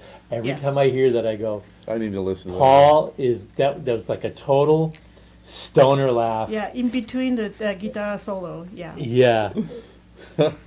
So when I heard the Black Sabbath song, I went to record shop immediately, and at the time I thought I should listen Black Sabbath, but I didn't know there was a Born Again album, so I just went there and then just grabbed the first album Oh, of okay. Black Sabbath. I'm loving this. So, oh my God, it's different vocals. It's totally Right. different. Yeah. Yeah, Paranoias and Were I don't you- remember those. Totally, Eric. Yeah. Were you disappointed? No, I went deeply Black Sabbath fan after that. Because it's even way more stoner, Yes. dark. Yeah. Yes. So I was big fan of Black Sabbath since Oh then. man, that's awesome. So yeah, I love Black Sabbath. I gotta say, War Pigs. Well, Big's great. Yes. There isn't a more poorly vocally phrased heavy metal song in existence than War Pigs. If you listen to the lyrics themselves make sense, but the phrasing is so cockeyed, screwed up that to me it sounds like he just scratched down the lyrics, polished them a little bit, but didn't think anything about the meter and the rhythm of saying those words in a line. He just kept stretching and compressing as he's singing to just try to get through a phrase That's funny. before the next chord change, and it really sounds bonkers, but it's hilarious. Yeah. You know, At the same time, the music is really solid and pounding, but the lyrics make sense. He's making a political statement, but Yeah. it's like somebody stumbling down the street drunk making a political statement. You know, I have to say, like, Phrasing is so bad. normally I only like to hear bands, established bands do cover songs maybe in a live context. I think it's pretty cheesy when they record them. But when I first heard War Pigs, it actually wasn't from Black Sabbath. It was from Faith No More. Oh yeah. And Faith No More actually did a killer version of War Pigs. Did they fix the phrasing? Yeah, Mike Patton's great. So it's Yeah. it's just, I think it's a fantastic version. I really You can- did you like can that shoot area. me. I like that area of Faith No More. That's my favorite version of War Pigs. I know that's kind of embarrassing to say, but I think it's killing. You know what else is a really heavy song? I think it's one of the heaviest songs around. That it's from a band that you will think when I tell you the name, you're gonna go, "Ah, man!" But it's really a heavy song, and it is a bitchin' song. Let me And I guess. love Let me this band. guess. Oh, let Nico me Tron's guess. gonna Let take a me crack? guess. Blue Cheer. No, Oh no. No. Summertime Blues. No. no, I love no. that. We were talking about that. We a were little talking bit about them earlier. earlier, and Oh. I did like that, but no, I'm talking about Heavy song, huh? Celine Dion. no, yeah, Celine Dion. Dionne Warwick. Uh, No. Okay, now I blanked out on the name of the band. I got sidetracked, but it'll come back. Camper von Beethoven. No, the song is "Personal Jesus." Oh, Depeche Mode. Depeche Mode. I love Depeche They were just Mode. in town and I missed them and it pisses me off. I wanted to go see them. That "Personal Jesus" and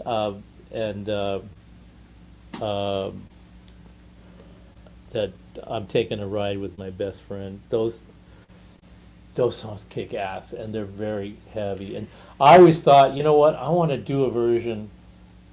The next band I put together, we're gonna do a heavy ass drop D tune version of "Personal Jesus." Oh, very cool. And this was like about 10 years ago. I was thinking I want to do this. Uh-huh. Well, I just saw a Sammy Hagar band video on YouTube a couple Are they weeks doing ago. it? They're doing it. And I'm like, good for you. Good for you. Somebody had to do it. If I did it, nobody would have heard it. But Yeah, Well, another band that you just mentioned, and I Sammy think Hagar. I think Johnny Cash covered that too. Oh. See, Did it? I just love the songs like that. You Nico just- Chan should cover it. Well, maybe. Well, you just mentioned Sammy Hagar's. Uh-huh. The one of the band is kind of changed my life was Montrose. Mm. Yeah, Sure. because that was the practice my practice. I can't say it right. Practice song for my drum. Oh, cool. Yeah, the my mentor, drum teacher said play the song.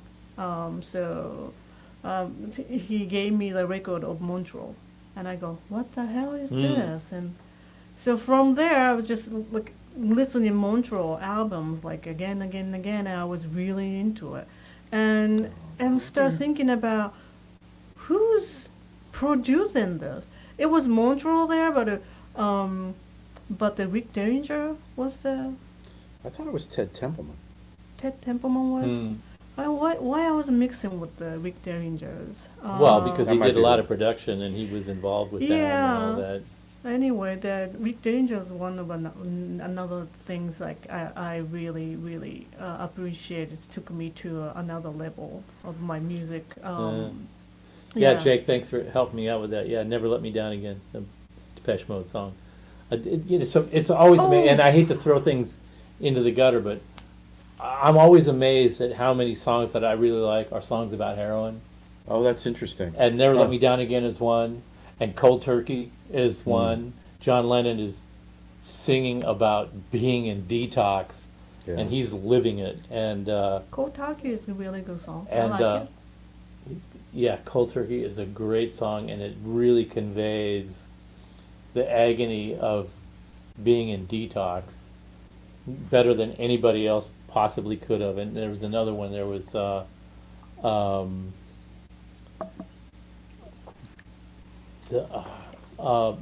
waiting for my man, Lou Reed. Well, you're just slowing the song you like, but it's not really the connection. So, what I mentioned the Montrose, right? And then why I was thinking about Rick Derringer, because Montrose, he's joined Edgar Winter Group. Right. Yeah, that's why I was thinking. Yeah. Mm. Then that album was produced by Rick Derringer. So then I started listening Rick Derringer's producing records. So Edgar Winters, and then Rick Derringer wrote the song "The Rock and Roll Hoochie Coo" for the Johnny Winter. Mm. So then I started listening Johnny Winter. So Talk about underrated guitar player. really a lot of the musicians I'm start expanding, from here to there to there to there, and I would start thinking, you know what, I have to learn more music. Then I decided I'm gonna have a part-time job at the used guitar record shop. I mean used record store, yeah. record shop. And then one day, there was like a gazillion records I can borrow and bringing home and listening. Oh. And like a Led Zeppelin's, I listened entire album theirs, and everything are there. So I was really, really appreciate it. And then one day the guy came, and he's our regular customers, and I was working two places that all used record store and a rental record shop. And then the guy was regular for the regular at the rental record place, and then he's coming like every other day and renting stuff. And whatever he's renting stuff is like the same as what I'm listening. And one day he rent totally different album, and I was so curious about that. He's been renting like the same music I've been listening. Yeah, that's my dude. Yeah, that's What's my this? dude. What's next? And then he took the Todd Rundgren. Oh. And I never knew Todd Rundgren Todd Rundgren. before. Then, so he rented a record, and he came back 3 days later, and then that's the first time I asked, you've been renting record, like a really hard rock stuff, but this is, I never heard Todd Rundgren.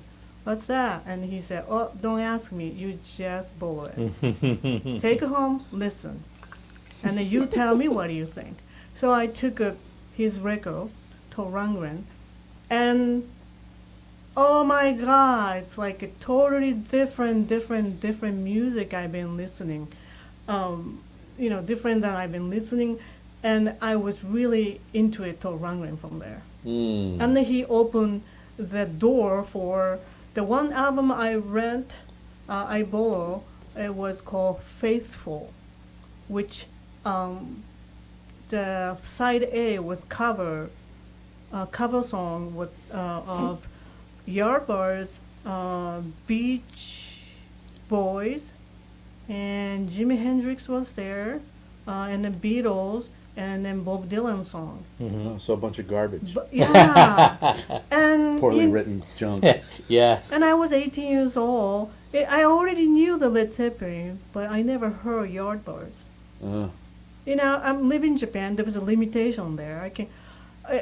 I didn't know that Jimmy Page and Jeff Beck, and I only knew the name of Led Zeppelin and then Four Peoples. And Eric Clapton. Yeah, Yardbirds song. How did this one band have all three of those guys? Yeah, it's like, oh my God, Yardbirds sounds great. And at one point, two of them. Yeah, and like, oh my God, it's all connected. Like, Yardbirds, I never heard, but it sounds great. Jimmy Page was the co-producer on the Beano album. He's the one that he got in an argument with the engineer that Clapton was playing too loud and making this horrible sound, and Page was the one that just shut up and record the fucking guitar. Yeah, so that was Page's contribution to the Beano album. that was opened the door for the Yardbirds, but actually the Yardbirds wasn't connected to Cream I already knew, and then the Red Tipping I already knew. And, oh my God, it's all connected. And then also the Todd Rundgren was producing XTC, that English kind of new wave punk band. So then I really went to those punk era. So yeah, I was still listening punk music a lot from there. That's so interesting. Yeah, I had like. So that's an interesting transition from the Beatles to Todd Rundgren to punk rock. Who was your favorite punk band, Nico-chan? Punk. Oh, this is an easy one. Well. And then I want to know yours too. Well, one album wonder, which is Sex Pistols. They only made one album and disappeared. I mean, well, I don't know. I don't want to say Sex Pistols, but I listen heavily that album. The Damned. Dumb, yes, first album, Dumb. Dumb. And I love the Japanese Great the album. pronunciation of damned is the dumb. Serious? Yeah. Oh, that's awesome. Dumbudo. Are you into Dumbudo? Oh, that's great. That's what we said. This first album. So is it kind of toss up, Sex Pistols and the Damned? No. Ruts. Again, I'm not saying right. Rats. Ruts. Don't know that. R-U-T. Oh, Ruts? ruts. Ruts. Ruts? Huh. Yeah. It's England punk band. Okay. In the 80s. In the 72, 80s. 80s. Oh, all right. That's good band too. And then what's your favorite punk band? Oh, see, I like every kind of music. I like different kind of genres for different reasons. Mm-hmm. And so within a genre, I like different bands, not because of the difference in their music, but because they have this solidarity of attitude. Okay. If they go for it, if they throw themselves all the way in, glass, steel shards, throwing themselves under bus, as long as they do that, they're all good. Uh-huh. But I mean, I appreciated the Sex Pistols, but I liked the Ramones because they were the underdogs and they just kept hitting it and hitting it and hitting it. And I think they even thought that they were more mainstream than they were. I don't think they considered themselves a punk band. No, I think you're they right. considered themselves the corrector of all the things that were going wrong with music at the time. And they said pretty much, music was really boring. We wanted to do something exciting again, and they went back into the Phil Spector kind of mode, you know, and sort of took this other train. So I love them for that because they were single-minded in that pursuit, and I loved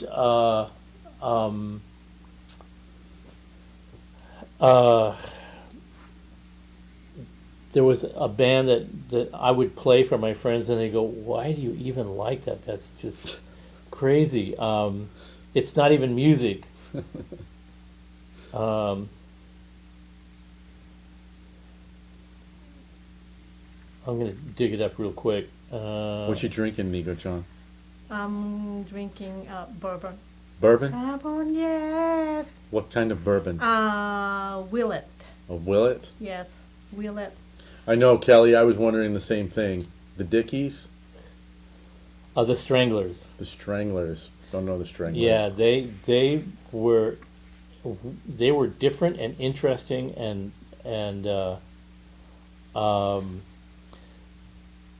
it's really funny. They have this real progressive sounding keyboard player. The punk keyboard? Yeah, it was very. No keyboard in punk. I'm not sure I want to hear that. Did all these. It was like almost like the precursor to metal keyboard playing, because the guitars are just thrashing. The bass player just sounded like he was playing through. At what point? Guitar amps with the treble turned all the way up and the bass turned all the way down, really distorted, almost like the Yes bass sound. Not a lot of bottom end. This really crunchy, Rickenbacker, super. yeah, upper really mid. edgy. Rah. It was great. And they had a song called "Tank," drive, my very own tank, and it was a song about a guy that That's funny. had appropriated a tank from the local military and drove it down a residential street. Was just driving over cars, and this is the same era where the Boomtown Rats did "I Don't Like Mondays" because the girl went to the San Diego school and shut up the school. Oh, yeah. There were bands that were topical that would sing about things that really were Dead painful. Kennedys, The Clash. Clash, The what's Clash, good, yeah. the Clash had the most integrity of all of them. The Dickies were just sort of my opportunity to get into that scene, and they were closer to, I think. What about like Black Flag? Black Flag was good. Black Flag were trying to figure their way around. The Dickies were the Cheap Trick of their time, of the punk rock bands. Black Flag. They were almost like a comedy routine. Black Yeah. Flag was what? Henry Rollins band. Yeah. Later on, he Yeah. wasn't the first guy. TV Party Tonight, right? Yeah. TV Party Tonight. Okay. That one. Yeah, the beer Okay. party. Um, But completely ironically. I didn't appreciate. I appreciated the daring of the Dead Kennedys, but I didn't really care a lot for. Oh, how Holiday they in sounded. Cambodia? Yeah. Holiday in Cambodia. They would tackle subjects that nobody else would go near and do it with absolute conviction, which I totally respected that. I just couldn't stand the sound of the singer. Mm. Uh, I never, like, I had to try so hard to understand what was interesting about punk. Like, I had to twist myself into a pretzel to finally get it. And I can never claim to really like punk, but I feel like I do get certain bands, and it has to do, like, it's an odd balance, because one of the defining factors of punk is, like, it's not like super well played. Like, it has to be so raw. yeah. But that's part of the charm. Is it's like, The cheapest guitar, the most. It didn't matter what amp. If it was Well, a broken solid state amp, all the better. But Yeah. Police trying to be sell as a punk band. They but- knew but- that they were carpetbaggers going into Yeah. it. the though. Police? Yeah. Police, yeah, Oh. they're not exactly the punk band, but They could they're never play punk. They could never, better ever, than ever punk. play. Yeah, they're too good. too good. Yes. Yeah, they're but the record professional company trying to musicians. push them as a punk band. And then they quickly figured that out. And they're like, Yeah. okay, we need to pivot. Uh-huh. And instead of ripping off punk, we're going to rip off reggae.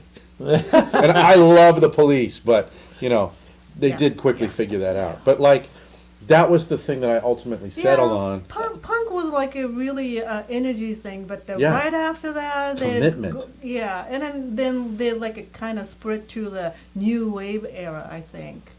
So, Yeah, and you know what I wound up being really into a lot more than actual, like, first and second stream punk was a lot of the bands that I guess were in on, I guess, the second wave of industrial music, which was like punk bands but using machines.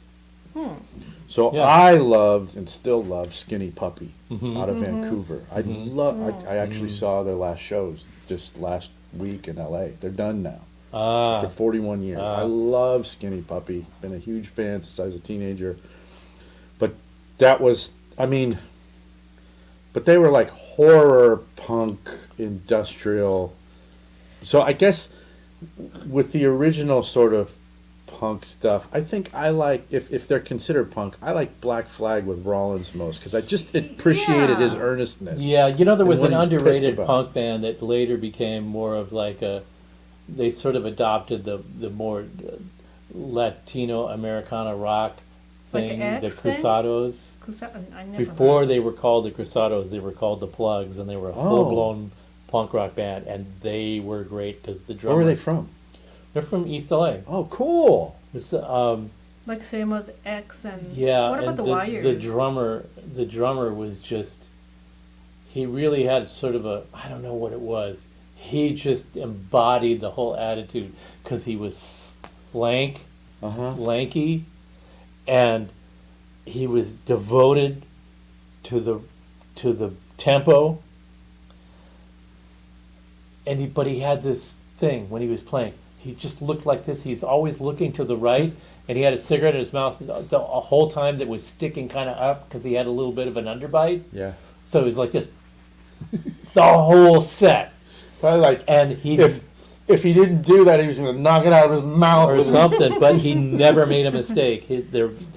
Oh. They were like a machine. Yeah, Jello's vibrato is just bananas. But what'd you think of PIL, Public Image Limited? Did you ever get into them? I saw them live. Really?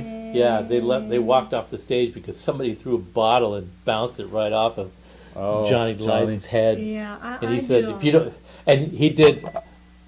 At the time, I thought, oh, he's pissed. In retrospect, no, he was encouraging it because what he said was, if one more person Oh, throws yeah, a of bottle course. at me, we're walking off the stage. And of course, And he's like, I want to go home. it just Yeah. it just unleashed a fury of. This is the course. reason the Palladium switched to not offer drinks in glasses or bottles anymore because of they that practically murdered PIL. That's fun. Did you know there was a PIL record that Steve Vai played on? I heard That's that. one of the weirdest things. Yeah. And on one of the songs, he takes a super long solo. There's a super long Steve Vai solo. Well, on they a weren't Public really a Enemy punk record. band. They were like Right. it's supposed to be the Yeah, next level. I mean, everybody thought they're because they lost the Sex Pistols, so they are trying to see that the new Sex Pistols. They played I on think. American Bandstand. Did you know that? No. Wow. Yeah, Lovely. he got Image Dick Limited. Clark interviewed him the whole bit. Oh my. You know, and he's just like, and your name, the bass player, goes, Jaw Wobble. Oh, yeah, like, yeah, Is yeah. that your first name or is that your whole name? It was like David Letterman talking to Mr. T. Is that you know? And is your wife named Mrs. T? And Mr. T's looking at Letterman like, I'm about to snap your neck right off. Oh, man. Yeah. Well, let's go back to the subject, the title of the tonight. Oh, why should we do that? We're having fun. Well, Okay. so we have a paper here. Right. Yeah, there was a long time ago, it's about 10 years ago or something. There's our friends ask me, tell me that top 10 band that made you who you are, not 10 band or artist that you like. No, just made you who you are as of today. And it's just, I couldn't come up with a 10 band, and I was just thinking and thinking and thinking, and I just started writing on the papers. Number ones never change, always Beatles. And after number 2, 3, 4, 5, I can't come up, but I was just start thinking about, since I was young, who should be on my list to make who I am as of today. So, how about everybody, and how about you guys? So, give me that list. Show me that list. That's an interesting project because probably for everyone, like I think what you're saying, it's not a top 10 list of my favorite artists. No. It's Nope. who had the biggest influence Impact on on your. on maybe Impact your on your process life. or you become yeah. And that's interesting because sometimes it can be artists that maybe you didn't even like that much, but something about them or what they said or what they were doing turn you in a different Yes, okay. Yes. Mhm. Okay, all right. And the problem is that when you ask the question, you kind of go one way, but when you articulate it the way you just did, I could throw my list away because Interesting. a totally different list emerges. Like, Well, maybe I wasn't defining it right. no, I think you were defining it totally right, and where I would have said something like, well, you know, Cream or Hendrix or something, in light of your different slant on that interpretation, But those bands I would are... say somebody like Argent, Oh. Ah, because okay. this was a band that had transformed out of the Zombies Mhm. and became a more progressive band, but they were very song oriented. Mm. And Rod Argent and Russ Ballard, who was one of the main singers, was also a very accomplished songwriter. And Right. I started glomming onto their songwriting ability and listening to the way they put their albums together, and that made me think this thing of songcraft is a lot deeper and requires more of my concentration and involvement than just writing stuff down and trying to make a story or make a Yeah, something work. So Right. Argent is in your top 10? I would say so. Okay, so you wrote down that I didn't write band? them down because I interpreted your question a little differently. Okay. But I would put the Beatles. I would put Argent. Uh-huh. I would put the Beach Boys. because they made this. They did what the Beatles did. They transitioned from kids singing about dancing with girls in bikinis on the beach to, pet Is sounds that and that Beach Boys made you who you are as of today? Influence? I think Not that, so. not as a. It's not as a musician or guitar player who you are, because that's a big difference.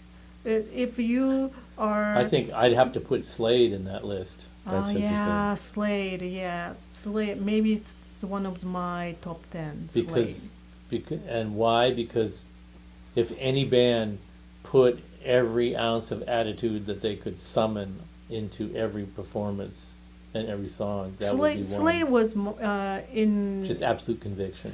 10 years ago, I made that list, and Slade was one in there. Oh, Yes. interesting. Yes, Huh.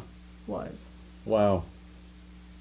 I like that attitude of playing music, and then Slade took me to the glam rock. Mm-hmm. Yeah, Mm-hmm. the T-Rex, Sweet, Wizard, all the glam rock was there. Of course, David Bowie was a glam rock, but I think Slade took me to that glam rock. Huh. Yeah. So, Joe, What do you got? how about you? Uh, You wrote down? I did. I'll talk about a couple here. Okay.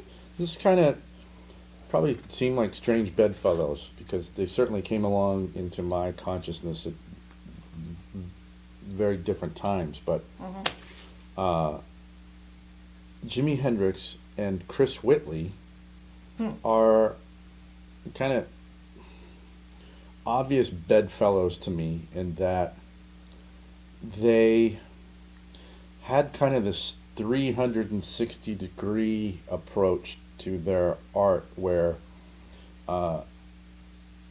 Hendrix would make these incredible studio albums where he utilized the studio to kind of fill out the science fiction vision of his songwriting.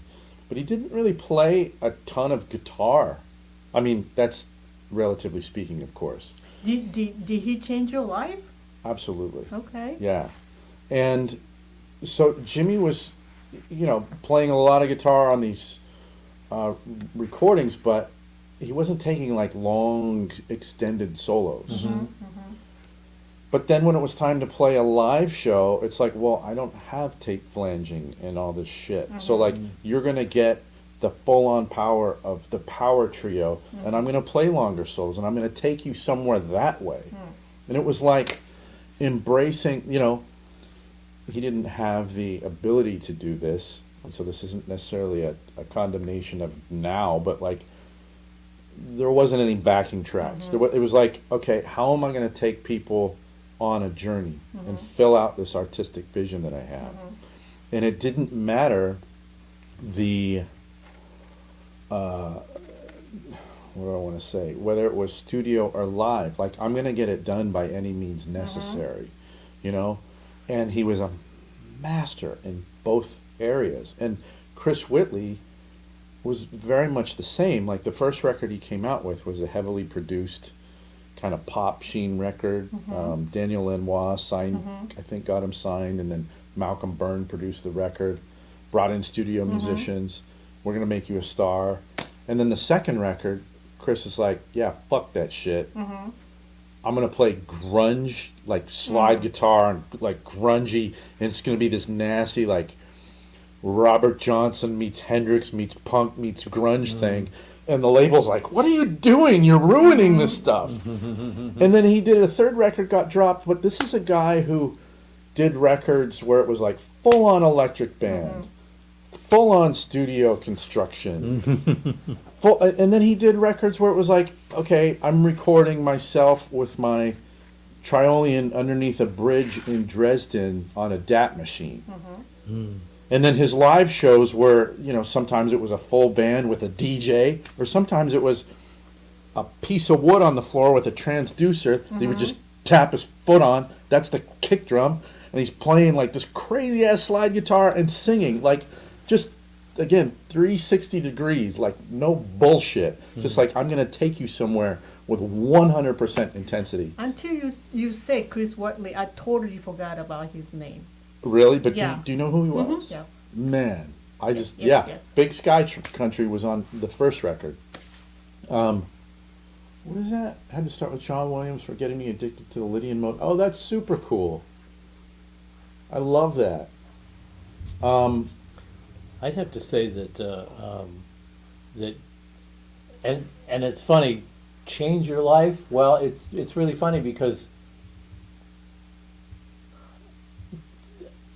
that doesn't necessarily have to happen in a particular sequence. Mm-hmm. You can know about a band or an artist that does that to you that didn't do it yet, and Yeah. you could come back to it later and go, oh, wait a minute, I totally underestimated the impact of this. Absolutely. And King Crimson is one of those bands Oh, that's awesome. Oh yeah, King Crimson. where Yes, you go, definitely, yes. wait a minute, I gotta go back and revisit all that, and then when I listen to it with my newfound perspective, I go, what was going on in my head at the time that this was happening? Because I totally skipped over it, and then all of a sudden I'm finding that it really is defining what I wanted. So you talking about like 70s era Crimson? Well, I mean, I had a record, Bruford and- right? Uh-huh. So Yeah, I think maybe. it's because I was listening King Crimson. I think Steve kind of get into it. I think well, I heard the Red album Red was great. that I album, hadn't yes. I hadn't really heard. I'd heard Discipline, and I'd heard the Hall of the Crimson King. You know, I've heard all of that, Yeah. but I had overlooked Red. And then when I heard Red, I was like, I totally get what you were talking about. I totally get it. I totally speaking my language. That song Red on that album did make me feel like I was at a party in Hollywood in the 80s and up in the hills, and Todd Rundgren was there, and I was introduced to him, and we started talking, and he said, so what are you doing? And I said, well, I have a band. We submitted some music to a label, and they're considering signing it. And he goes, asking a record label for a deal is like asking for permission to speak. That changed my life, Really. because I immediately thought, that motherfucker was harsh, but it was absolutely true. Why are you waiting and asking some label, do you like what I'm doing? As opposed to, if you don't get what I'm doing, then you're not even the right person I should be talking to. You know- and that did change my attitude really in a big way.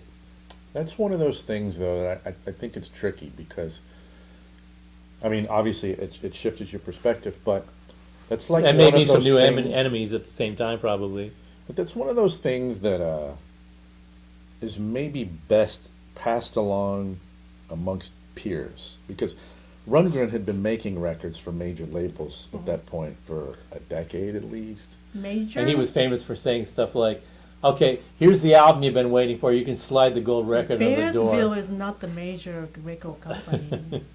But the thing is, he'd been in the, I mean, he He'd was been through never it all, huge, yeah. but I telling don't know, somebody who had he's never a- done anything like of note in the public sphere before, like, don't even try and do this. Right. It's kind of like telling, a 15-year-old, like, you don't need to get your driver's license. Yeah. That's stupid. It won't. And you're 15, you're like, no, you should actually go through that, so then you can come to that perspective down the Right, road. right. Like, do the thing first, and then decide on your own whether or not that works for Right. you. Like, I remember being so pissed off by that, by, my elders growing up, who would just tell me to not be excited about what I was excited about. Well, did you do that thing that I wanted to do? Oh, yeah. Well, shut up then. I want to do it too. Let me do it. And then we can both, bitch about it in 10 years, Who else on your list besides those two? Okay. Everybody knows him as Neil Peart, but I believe his last name is actually pronounced Peart. Neil Peart, Yeah, the drummer from Rush. second drummer of the Rush. Yeah. Yeah, John Rutsey was the first Yes. one on the first record. Yeah. And Neil, I learned so much about structuring music and like the architecture of music by listening to his playing. Wow. I was so obsessed with him Hmm. in that band. Before I played guitar, I didn't have a drum kit because I was broke, but I learned to air drum like all his records up to Presto. Like I would sit there and like, you know, I was able to watch videos and figure out the layout of his drum kit. And I mean, I thought he was so fascinating because he would talk about how his heroes were like Buddy Rich and Keith Moon. And we all know how like chaotic Keith is, right? And Neil, like you talk about learning about life through a musician and their approach to music. Neil would say, yeah, I wanted to be Keith Moon, but I learned that my brain doesn't work like Keith Moon. Like Keith Moon wouldn't play the same thing once, let alone twice, right? Neil wrote every fucking note and grace stroke in every Rush song, and when you went to those shows, he would reproduce that. And Which is a magical feat in and of itself. that's why you get people who would show up to those concerts and air drum along with them, because it was like, we know what to expect. Yeah. And it's a composition in and of itself, right? So not only did I love his playing, and not only did I learn a ton about music by the way he organized his thoughts, but I learned a ton about like accepting your own self. Like I could have said, I want to be Jimi Hendrix. But then I'm like, I'm not an electric gypsy, man. I'm just kind of an introverted kid from Longmont. Like I could never be Jimi Hendrix. I could never express myself the way he did. Yeah. But Neil kind of gave me the courage to be like, well, then don't. Like, figure out who you are and just do that. Yeah. You know, I think that the reason I had a problem putting this list together is because in the context of the who can you write down that changed your life, it's I don't Changed your life I or don't made you who you are? I don't experience it that way. How I experience is I was always rubbing against the grain of all the people and players that I was either presented with or was supposed to like, and all of that stuff. I'm And malcontent from the very beginning. What made me who I am is rebelling against everything and anything that I was supposed to like for whatever fucking reason I was told that I was supposed to be influenced or like about that, because it was always different for me. So what all of these people made me who I am because they made me push in the opposite direction. And they gave you fuel like, oh, it can be done. You're doing it. And You're then doing every once in a while somebody would come along and reinforce that feeling like, you know, you're right to feel that way because you're not trying to go out there and give people what they already have. You're supposed to give them something that they haven't had or heard, and that's what is going to be your value. And of course, every time I started getting a bead on that how I was going to do that, then I would get distracted. I was distracted by three things: whether to be a drummer or a guitar player, or whether to be a rocket scientist. And the rocket science part took over. Okay. And I applied that same ethos to getting in the business that I'm in now, which is, yeah, that's so cool, but what you provided me was something to kick against, to give me the momentum to go the other direction. Yeah, got it. Well, Right. Yeah, but what I was asking you was just the name of the band or the musician, whoever. Just read me that list, not your philosophy. Because I'm just curious about that. The You list, wrote down, no? I wrote down Yeah, yeah. I wrote yeah. down some things, but I'm rebelling against my own Yeah. list. Yeah, that's why 10 years ago my list there was a Slade in there, but it's not this time. Right. Yeah. Why they didn't change your life anymore? Well, they opened the door to the ground, but now that my world getting bigger, so the glam rock was kind of pushed to the side now. Okay. But the top 3, 4 is always never change. Oh, interesting. Beatles, Todd Rundgren, Black Sabbath, and Free. That's never changed. I would have. I don't think I could flesh it out to 10, but I would say, Beatles, Cream, Hendrix, and Crimson. Oh man. So you don't want me to talk about why? Just well, name no, people. name it and then talk about why. We talk too much. Oh, that's tough. Now I'm having the same experience. Yeah. Like, now I'm shifting. Like so, bedrock people who like as, because now I want to talk about just being a guitar player and not music overall. Whatever. I'm gonna be a non-perfectionist. I would say, the people who affected me the most is a guitarist. Guitarist? Is that wrong? No, not the Al Yankovic. Oh, this is gonna be weird. All right, so definitely Jimi Hendrix. Okay. Definitely Neil Peart. Mm-hmm.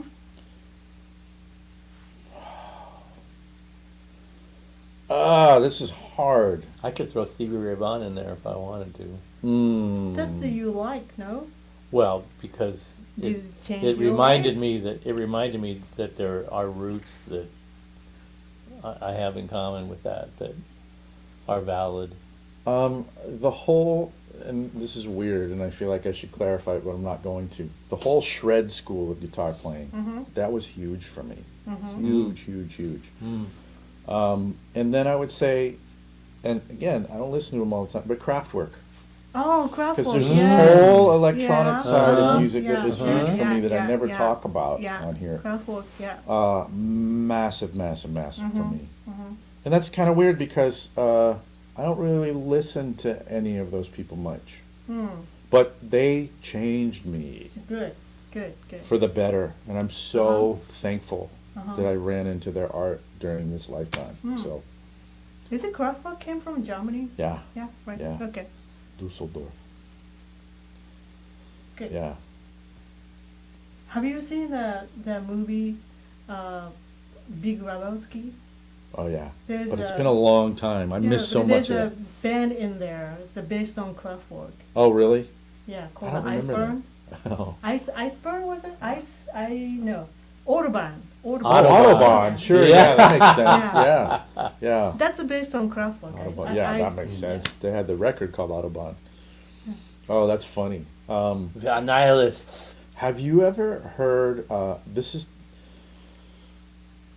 there's a clip on YouTube, I forget the name of it, but it's Kraftwerk playing as just an acoustic instrument band from 1969. So pre-electronics. But they're playing, it's like drums, and there's a flute in there. But check it out, guys. It's fucking Kraftwerk. They're playing, it's Kraftwerk songs. Yeah. They just hadn't incorporated, it's very minimalist. That same sort of thing, you know? Kind of this ostinato-y bass line, and then the floating flute kind of thing on top. You're like, that's in 69, playing in front of a bunch of hippie kids. Wow. Yeah. Same concept. So, I love Kraftwerk. Good. Good. They changed my life for sure. Yeah. So Kraftwerk is what they should be under new wave or what? Krautrock, I think is what people call it. I don't know. To me, they're the beginning of like a lot of things that happened. Yeah, that era is I really like that, like a new wave era, like Buzzcock, and then Oh yeah. yeah. Because then it was Joy like, Division there and- was like very much like a synth poppy kind of thing, industrial, Yeah, yeah. and then there was, like Gary Newman. Oh yeah, I like that. Mhm. You know, I think the Ramones helped eject me from a path that I was on that I knew was going nowhere and boring, Oh. and it sort of gave me the excuse to say fuck all this, and I quit. And that was one, and another one that had that effect on me was the Police. It was like, oh, you can do this, and that was at a time where I was searching for. You can do this if you have Stuart Copeland in your band. That's what I Well, see, but I was the drummer, so I totally understood what he was doing. He's the magic. He's.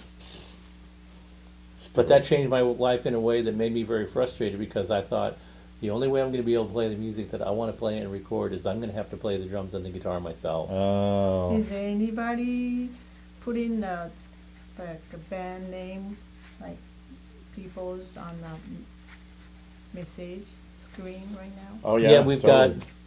got I love the Tangerine Dream. I've Tangerine never, Dream, as the a band. guitarist.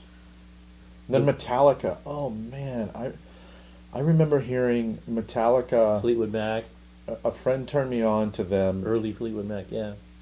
and I didn't get them. Hmm. I did not get Metallica. Oh, And then a year later, I heard them Yeah. again, and it was time for me to understand Metallica. And I became obsessed for about 6 months. one band. 6 months. One band I can't stand listening anymore. Which I love, but I can't listen anymore. Which the band name was Badfinger. Badfinger, yeah. Love them, but what's happened to them? I can't listen to You them. can't listen to them anymore because how badly they were abused in the industry, and how they Oh, ended I up don't know anything was about too that. Oh, any, was too tragic for her to be able to handle. So she can't listen Yeah. to the music because it's too heartbreaking to listen to. Oh man. Oh, check that's that sad. P Hum stories. Well, I don't want to, because you just told me I'll be Yeah, depressed, it's and I so won't. Yeah. depressed. You don't want to know. Oh. You don't want to know. Well, so the bad Motorfinger, Soundgarden, yeah. So we've been going for about 2.5 hours. Oh, really? Yeah, Can we answer one question before Sure. we roll? sure. Buck Wild. He's got an early trainer, a YBA 90 watt head. Have you ever worked on one of those? I hadn't worked on trainers for a long time. Yeah. Yeah, it's a Canadian brand, and the original designer was pretty knowledgeable and a sort of a progressive guy, and he was making affordable, good quality gear in Canada, and starting in the 70s. Mm-hmm. Well, it's a testament to early trainers that I never saw them. Oh, you didn't see him? Didn't see them because Rock they usually solid. didn't break. Yeah. They were decently made and pretty rugged, and a lot of Canadian bands use them, and they made it into the United States, and they were kind of like one of those also ran brands that kind of flew under the radar a lot. So I didn't see them, in order to need to be repaired, because they were generally well built and they didn't generally break. That's awesome. All right, one final question from me. What was the most common thing to see on your bench? Fenders, Marshalls? Most common thing to see on PVs? my bench. Well, it depends on what period of time you're talking about too. There was a time where that Galleon Kruger, Oh, the 250 ml. the 250 ml, I could do. They were easy to fix though, so I could do like 20 of them a day, and I did do 20 of them a day for weeks at a time, because they had some stupid little flaw. Basically, they didn't have any output protection, so if you weren't careful, you'd blow the output just because. Just if you played through if you were making a sound and plugged into them while it was making a sound, you would blow it up, and they were really easy to fix because they always did that. I had So 2 of those. I little worked on amps, hundreds of those. and one was always blown up. They sounded really weird and unique. Lots of PVs because, and not because they were bad technical designs, but because they were on a thin aluminum chassis that when they shipped the amps, the chassis would twist and bend and break things inside. So they weren't that rugged. Every time a company came out with a new concept, that generated a lot of stuff. So there was I saw a lot of Aces, and I saw a lot of the Seymour Duncan convertible amps. Those things were. That means they sold a lot, not because they. That's right. They sold quite a few when they came out, and they broke in all kinds of novel ways because they were a novel design, and they were untested, untried ideas. So that when they went out in the field, they were like breaking right and left. Yeah, we're gonna do R&D live. Yeah, that'd be fun. Can we answer a quick question for Eric? I'm just asking if I hear an occasional muffled pop when I use my PS100. Is it telling me a tube needs replacing? What A you muffled pop. It could be. Well, 90% of the issues that we encounter on those is usually due to either the preamp tube or the power tubes, and like a muffled sort of kind of thing. That could either be a preamp tube or a power tube. Okay. And I shouldn't say this, but the easiest way to isolate it is to take the tube out while it's making noise. That's what we do. If we get one that's making a strange little noise, then just pull out one power tube, it's still making the noise, put that power tube back in, pull out the other one, it'll stop. And if it doesn't stop, you put it back in and take out the preamp tube, and then it'll stop. It's going to be one of those three usually.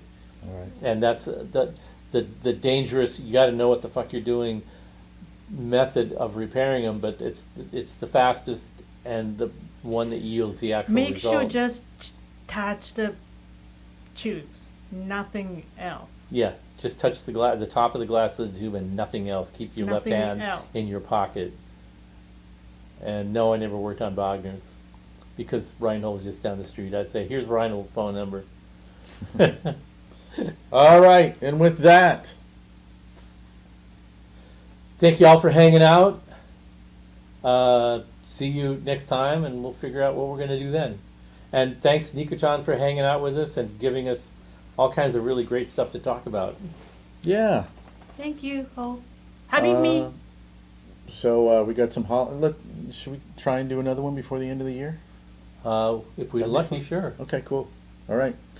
Hey, I had fun. I Did you did. have fun? Yeah, I did. All right, yeah. Thank you. everybody. That was perfect. All right, we're out of here, folks. Thanks See for ya. tuning in. Take care.